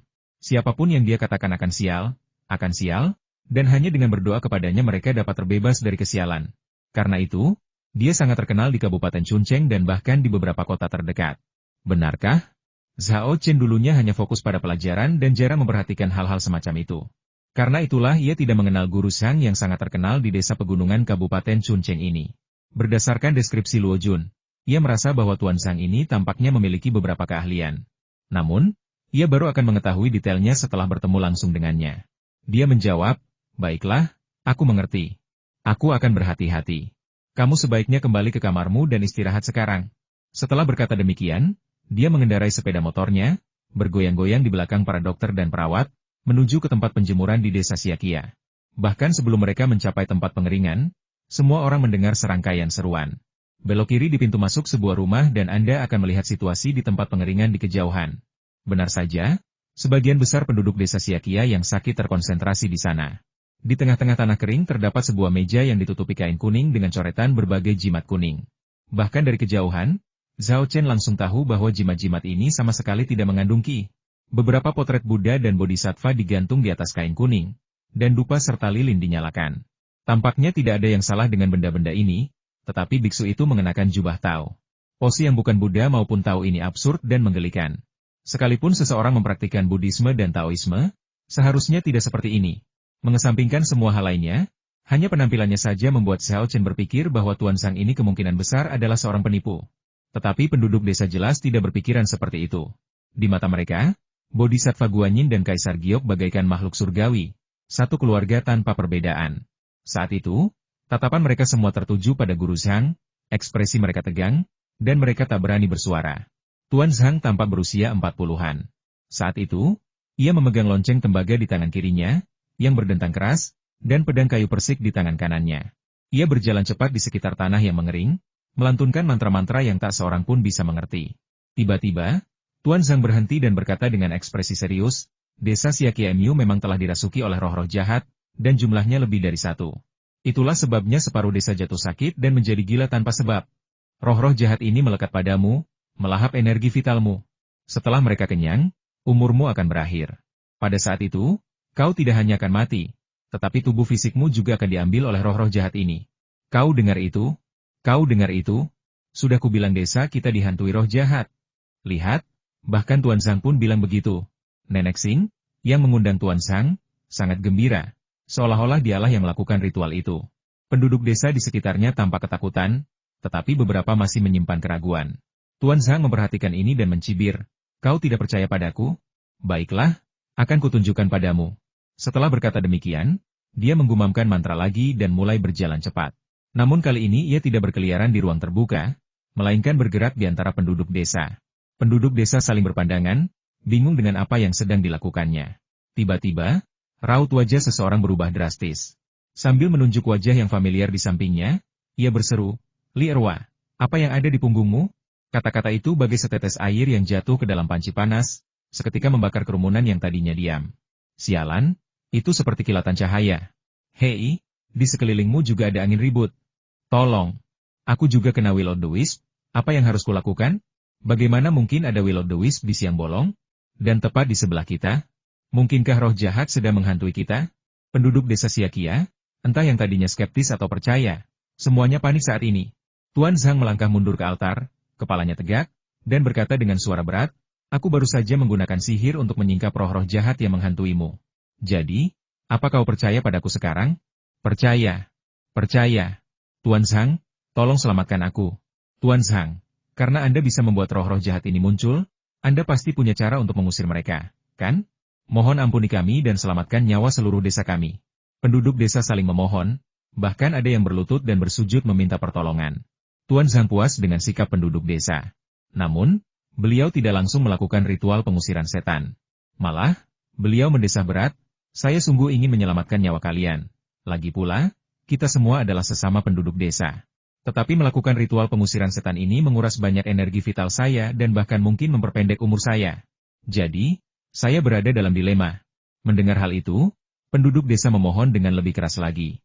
Kalau ada yang tahu tentang ini, Nenek Xinglah orangnya. Ia langsung memahami inti masalahnya dan buru-buru berkata, Tuan Zhang, Anda harus menyelamatkan kami. Kami bersedia membayar Anda untuk membeli suplemen nutrisi guna mengisi kembali energi Anda yang terkuras. Penduduk desa lainnya juga menyadari apa yang sedang terjadi dan turut menyampaikan pendapat mereka. Ya, kami bersedia membayar. Tuan Zhang, kami mohon padamu untuk menyelamatkan nyawa kami akan membayar berapapun jumlahnya. Tuan Zhang mengelus jenggotnya, tak lagi berpura-pura, dan langsung menyatakan harganya kalau begitu. Aku takkan sungkan. Bagaimana kalau begini? Masing-masing dari kalian beri aku 10.000 yuan, dan aku akan melakukan ritual untuk mengusir hantu-hantu yang menghantui kalian. Apa? 10.000 yuan per orang? Semua orang tercengang melihat harganya. Meskipun desa Siakia lebih makmur daripada desa Jinhua tempat Xiao Chen tinggal, desa itu tetaplah desa miskin. Penghasilan satu keluarga di sana mungkin bahkan tidak mencapai 10.000 yuan setahun. Sekarang Tuan Zhang meminta 10.000 yuan per orang, harga yang sangat mahal bagi penduduk desa Siakia. Guru Zhang telah melihat banyak situasi seperti itu dan memiliki pengalaman luas dalam menanganinya. Dengan jentikan lengan bajunya, ia bersiap mengemasi barang-barangnya dan pergi terlalu mahal. Kalau begitu, lebih baik kau cari orang lain. Tapi jangan salahkan aku karena tidak memperingatkanmu, roh-roh jahat ini sangat kuat, dan orang lain mungkin tak bisa mengusir mereka. Lagi pula, energi yang MU hampir terkuras habis. Kau hanya perlu menunggu untuk menjadi pengganti roh-roh jahat ini, yang tak bisa diselamatkan atau dilahirkan kembali, dan hanya bisa terombang-ambing tanpa tujuan di dunia. Trik yang biasa dilakukan penipu itu penipuan dan intimidasi dinakan oleh Guru Zhang dengan keterampilan yang luar biasa. Benar saja, ketika penduduk desa melihat dia hendak pergi, mereka panik dan bergegas mengelilinginya, berlutut dan memohon. Tuan Zhang, kumohon jangan pergi. Kumohon tetaplah di sini dan selamatkan kami. Kita semua dari desa yang sama. Dan kamu seharusnya tahu situasi kita. 10.000 yuan per orang, kita benar-benar tidak mampu membayar uang sebanyak itu. Ya, bisakah Anda menurunkan harganya? Tuan Zhang berhenti dan berkata, mustahil kurang. Kau pikir aku mengambil uang ini? Kau salah. Uang ini untuk membeli persembahan dan menyuap pejabat 6 Ding dan 6 Jiastar. Kalau kurang, itu akan membuat para dewa tidak senang, yang lebih parah daripada dihantui roh jahat. Tapi aku juga tahu bahwa orang-orang di desamu tidak kaya. Bagaimana kalau begini? Aku bisa berkomunikasi dengan para dewa dan memberimu waktu 3 bulan untuk mengumpulkan uangnya. Tapi 3 bulan, apakah energi yang kita bisa bertahan selama itu? Semua orang khawatir dan tidak ingin tinggal bersama roh jahat itu selama 3 bulan lagi. Siapa yang tahu apa yang mungkin terjadi selama itu? Guru Zhang berkata, jangan khawatir, aku bisa mengusir roh-roh jahat ini untukmu dulu. Tapi kau harus menyerahkan uang itu kepadaku dalam waktu 3 bulan. Jangan pernah berpikir untuk mengingkari utang, karena uang ini untuk para dewa, dan jika kau melakukannya, konsekuensinya akan tak terbayangkan. Dia terdiam, raut wajahnya tiba-tiba berubah dingin. Kau sudah dengar tentang Wang Gui dari desa Houshan, kan? Dia dihukum dewa karena mencoba mengingkari utangnya, dan di depan semua orang, dia menikam dirinya sendiri sampai mati dengan pisau. Aku yakin kau tidak ingin hal seperti itu terjadi padamu, kan? Semua orang mengangguk serempak, wajah mereka dipenuhi kekaguman dan ketakutan. Guru Zhang lalu berkata, ada yang bersedia membayar 10.000 untuk bantuanku mengusir hantu? Kemarilah. Dibandingkan dengan 10.000 yuan, nyawa tentu lebih penting, apalagi masih ada 3 bulan tersisa. Selama waktu itu, entah dengan meminjam atau menggadaikan barang, seseorang bisa menemukan cara untuk mengumpulkan uang. Sekalipun akhirnya tidak bisa, setidaknya seseorang masih bisa hidup 3 bulan lagi, kan? Setelah mengetahui semua ini, penduduk desa Siakia menggertakkan gigi dan berdiri di hadapan Guru Zhang. Tuan Zhang mengangguk puas, secercah kebanggaan terpancar di matanya. Ia kemudian memulai ritualnya, menggoyangkan lonceng tembaga di tangan kirinya dan mengayunkan pedang kayu persik di sekitar penduduk desa dengan tangan kanannya, seolah-olah sedang melawan sesuatu yang tak terlihat. Setelah semua keributan itu, ia kembali ke altar, membanting lonceng tembaga ke atasnya. Lonceng itu mendarat tepat di atas setumpuk kertas kuning dan berkata, baiklah, roh-roh jahat telah ditundukkan dan disegel di dalam kertas-kertas kuning ini. Sekarang, aku tinggal membakarnya. Kerumunan itu menatap dengan mata terbelalak, setengah percaya, setengah ragu. Guru Zhang mengambil kertas kuning di tangannya satu persatu, melambaikannya di samping dupa dan lilin. Lalu muncullah pemandangan yang menakjubkan. Lubang-lubang dengan cepat terbakar di kertas kuning. Setelah diamati lebih dekat, lubang-lubang ini ternyata berbentuk seperti sosok manusia. Ya Tuhan, itu benar-benar hantu yang terbakar. Seru Nenek Sing segera. Semua orang secara naluriah berasumsi bahwa Tuan Zhang telah membakar habis roh-roh jahat yang mengganggu mereka. Kalau tidak, mengapa ada lubang-lubang berbentuk manusia yang terbakar di kertas kuning itu? Ini pasti roh-roh jahat yang tersegel di dalam kertas kuning itu. Guru Zhang segera membakar kertas kuning itu, bertepuk tangan, dan berkata, baiklah, roh-roh jahat yang mengganggumu telah kulenyapkan, kau bisa tenang sekarang. Tapi ada satu hal yang harus kau ingat setelah kau kembali. Kau harus menyalakan lampu minyak di rumah dan tidak membiarkannya padam. Lampu minyak ini harus menyala terus-menerus selama 49 hari. Dan setiap hari kau harus dengan tulus membaca kitab suci Buddha dan melantunkan mantra di dalam hatimu. Hanya dengan cara ini, energi jahat roh-roh jahat yang tersisa padamu dapat sepenuhnya disingkirkan. Jika terjadi sesuatu yang tidak diinginkan selama periode ini dan kondisimu tidak membaik, jangan salahkan aku. Semua orang mengangguk setuju, sama sekali tidak menyadari jebakan dalam kata-katanya. Saat itu, Zhao Chen tiba di rumah sakit bersama para dokter dan perawat. Hubin melangkah maju dan berkata dengan lantang, teman-teman desa, kalian harus percaya pada sains dan jangan percaya pada tahayul. Kalian tidak dirasuki roh jahat, melainkan menderita penyakit. Sekarang setelah diagnosisnya benar-benar ditegakkan, asalkan kalian minum obat sesuai resep, kalian akan segera pulih. Sayangnya, penduduk desa Siakia telah sepenuhnya tersihir oleh Guru Zhang dan sama sekali tidak mempercayainya. Mereka malah berkata, omong kosong, kami jelas-jelas dirasuki roh jahat. Guru Zhang baru saja melakukan ritual untuk mengusir roh jahat itu bagi kami. Tanpa obat pun, kami bisa pulih. Hubin mencoba menjelaskan, tetapi penduduk desa tidak mau mendengarkannya sama sekali, yang membuatnya berkeringat deras. Saat itu, Zhao Chen menyalakan motornya, melangkah maju, menunjuk Tuan Zhang, dan berkata dengan suara berat, kalian semua telah tertipu. Dia sama sekali bukan tuan, dia hanya penipu. Perkataan Zhao Chen bagaikan ejekan seorang prajurit, yang seketika menarik seluruh daya tembak ke arahnya. Tuan Zhang mengangkat sebelah alisnya, matanya berkilat tajam, lalu berkata dengan suara dingin, dari mana anak nakal ini berasal, berani membentakku seperti itu? Apa kau tidak takut dimurkai para dewa dan dihukum karena sikapmu yang tidak hormat? Penduduk desa Siakia juga mulai menyuarakan keraguan mereka. Jangan bicara omong kosong jika kamu tidak mengerti. Kami telah menyaksikan kemampuan Guru Zhang dengan mata kepala kami sendiri. Bagaimana mungkin dia seorang penipu? Ya, kami melihat roh-roh jahat itu dengan mata kepala sendiri. Dan kami juga melihat Guru Zhang mengusir dan membakar hantu-hantu itu untuk kami. Bagaimana mungkin dia penipu? Nenek Xing mengenali Zhao Chen dan berkata dengan heran. Bukankah kamu Zhao Chen dari desa Jinhua? Nak, izinkan aku memberitahumu, Tuan Zhang adalah orang yang sangat cakap. Kamu tidak boleh bersikap tidak hormat kepadanya. Kalau tidak, kamu akan membawa masalah bagi dirimu sendiri dan akan terlambat untuk menyesalinya. Dengarkan aku, segera minta maaf kepada Tuan Zhang. Bersikaplah tulus dan sungguh-sungguh, dan pastikan untuk mendapatkan pengampunannya. Zhao Chen mengabaikan ancaman Guru Zhang dan hanya berkata kepada penduduk desa Siakia, aku juga bisa melakukan jurus-jurus yang baru saja dia gunakan. Setelah berkata demikian, sebelum seorang pun sempat bereaksi, dia melangkah ke meja distribusi dan mengambil sebuah tas yang ditutupi kain kuning. Melihat ini, raut wajah Tuan Zhang berubah drastis. Ia mencoba menghentikannya, tetapi sudah terlambat. Zhao Chen mengambil segenggam barang dari tas, melemparkannya ke samping, dan tiba-tiba gugusan api biru muncul di sekelilingnya. Bahkan di siang bolong, pemandangan ini terasa menakutkan dan mengerikan. Itu roh jahat. Roh jahat itu muncul lagi.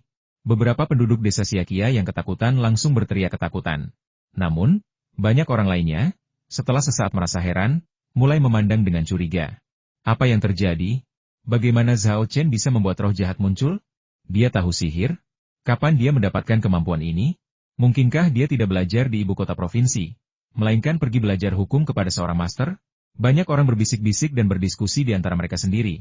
Sementara yang lain menyadari apa yang terjadi, melirik Zhao Chen lalu ke Master Zhang, bertanya-tanya dalam hati, mungkinkah Master Zhang benar-benar penipu? Apakah ritual yang baru saja ia lakukan itu tipuan? Zhao Chen mengguncang tas kain kuning yang dibawanya dan berkata, yang kau lihat hanyalah fosforesensi, bukan cahaya redup atau manifestasi roh jahat. Tas ini berisi fosfor putih, yang diam-diam ditaburkan Tuan Zhang kepadamu saat beliau lewat tadi. Fosfor putih memiliki titik nyala yang sangat rendah.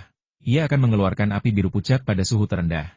Sedikit kepanikan melintas di wajah Tuan Zhang, dan tatapannya ke arah Zhao Chen dipenuhi dengan kebencian. Penduduk desa Siakia berkumpul di sekitar Zhao Chen, dengan penasaran mengamati fosfor putih di dalam kantong kain kuning. Beberapa orang yang berani bahkan meraih segenggam, lalu meniru tindakan Zhao Chen, melemparkannya keluar. Benar saja, sebagian besar fosfor putih langsung terbakar, meledak menjadi gumpalan api biru yang mengerikan. Zhao Chen berkata jujur, benda ini bisa terbakar dalam sekejap. Sial, aku benar-benar mengira aku dirasuki roh jahat, tapi ternyata itu hanya tipuan kecil untuk mengelabui orang.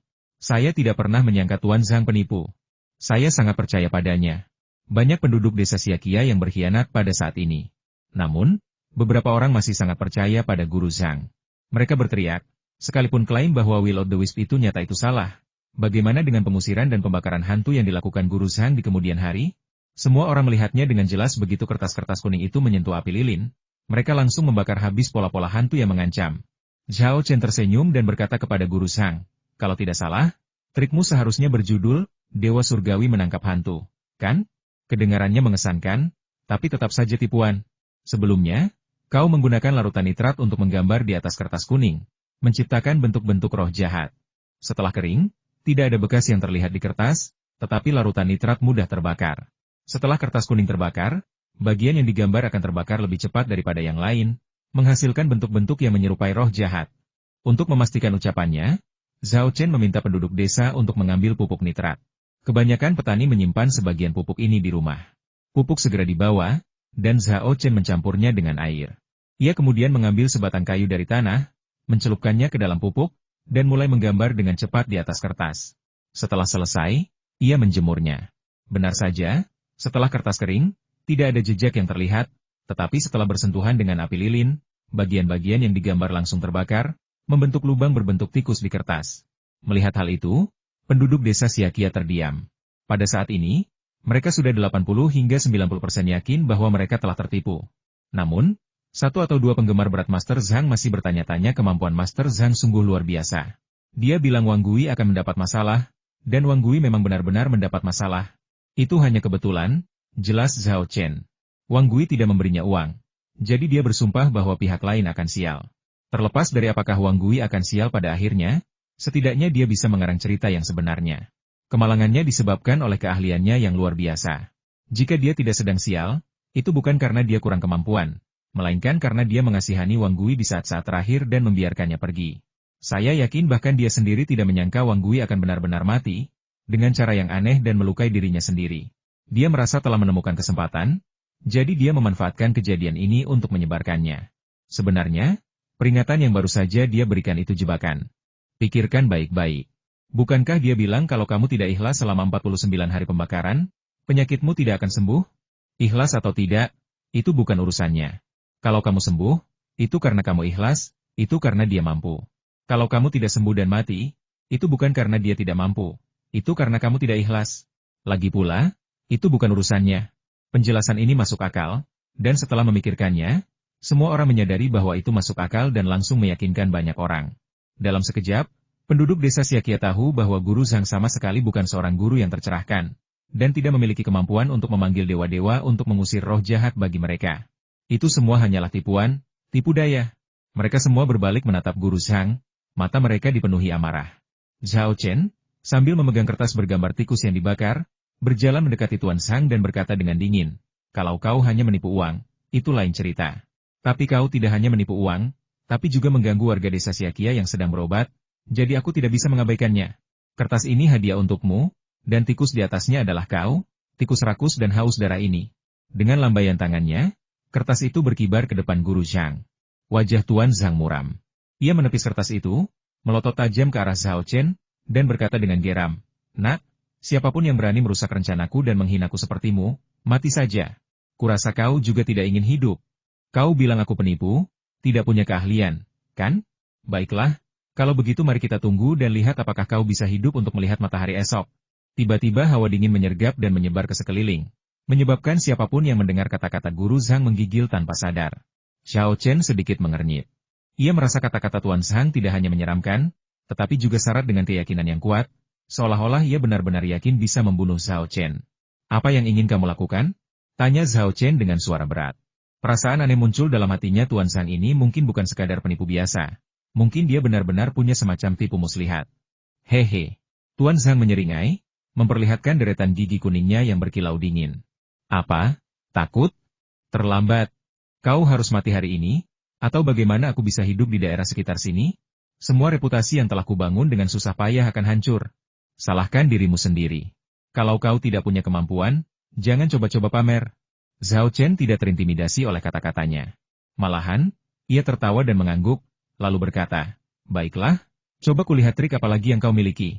Tuan Zhang tercengang, jelas tidak menyangka Zhao Chen begitu tenang dan kalem. Jika orang lain, setelah mendengar ancamannya, mereka pasti akan gemetar ketakutan atau meraung dengan keberanian kosong.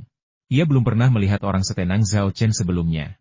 Namun, ia tidak curiga lebih jauh, berasumsi bahwa Zhao Chen masih muda dan tidak menyadari bahayanya. Itulah sebabnya ia begitu tenang. Ia lalu mencibir dan berkata, "Semoga kau masih setenang ini malam ini." Dia segera mengemasi barang-barangnya, bersiap untuk pergi. Mencoba kabur setelah gagal pamer? Masalahnya nggak semudah itu. Pada saat ini, petugas polisi yang ditempatkan di desa Siakia untuk menjaga ketertiban, dipimpin oleh beberapa dokter dan perawat, datang ke tempat penjemuran dan menghentikan perilaku Tuan Zhang. "Ikutlah dengan kami ke kantor polisi kota untuk penyelidikan." Penyakit di desa Siakia ditangani dengan sangat serius oleh pemerintah kabupaten dan kota. Siapapun yang berani ikut campur dalam masalah ini akan berakhir buruk. Bahkan Tuan Zhang, yang memiliki reputasi baik di daerah sekitarnya, pun tidak terkecuali. Menghadapi polisi, Tuan Zhang tidak melawan maupun berani melawan. Ia dengan patuh mengemasi barang-barangnya dan mengikuti mereka. Sebelum berpisah, Tuan Zhang berbalik dan menyeringai pada Zhao Chen. Senyum itu sangat menyeramkan. Siapapun yang melihatnya merasakan kulit kepala mereka geli dan bulu kuduk mereka langsung berdiri. Guru Zhang mengerutkan bibirnya dan membuat beberapa bentuk mulut. Zhao Chen mengerti. Orang ini mengatakan kepadanya, "Tunggu saja mati." Menunggu untuk mati? Zhao Chen mengangkat sebelah alisnya. "Aku telah mengalami banyak sekali kejadian aneh. Kau pikir kau siapa berani mengancamku seperti ini?" Secercah cahaya melintas di mata Zhao Chen. Ia memutuskan untuk melihat apa yang akan terjadi malam ini. Jika Tuan Zhang berani berbuat jahat padanya, ia akan pergi dan mencari masalah dengannya besok pagi-pagi sekali. Mengancamku, ya? Mau membunuhku, ya? Kalau begitu, mari kita lihat siapa yang tertawa terakhir. Setelah Tuan Zhang dibawa pergi oleh polisi, para penduduk desa Xiaqia mengerumuni Zhao Chen untuk mengucapkan terima kasih kepadanya karena telah mengungkap rencana curang Tuan Zhang dan menyelamatkan mereka dari penipuan. Nenek Xing, khususnya, memegang tangan Zhao Chen dan terus mengungkapkan rasa terima kasihnya. Ia telah mengundang Tuan Zhang, dan sebelumnya ia sangat mempercayainya. Tanpa Zhao Chen, ia pasti akan membuat penduduk desa Xiaqia tertipu secara kolektif. Oleh karena itu, saat ini, rasa terima kasihnya kepada Zhao Chen begitu dalam. Zhao Chen melambaikan tangannya dan berkata dengan lantang, "Kalian semua tidak perlu berterima kasih.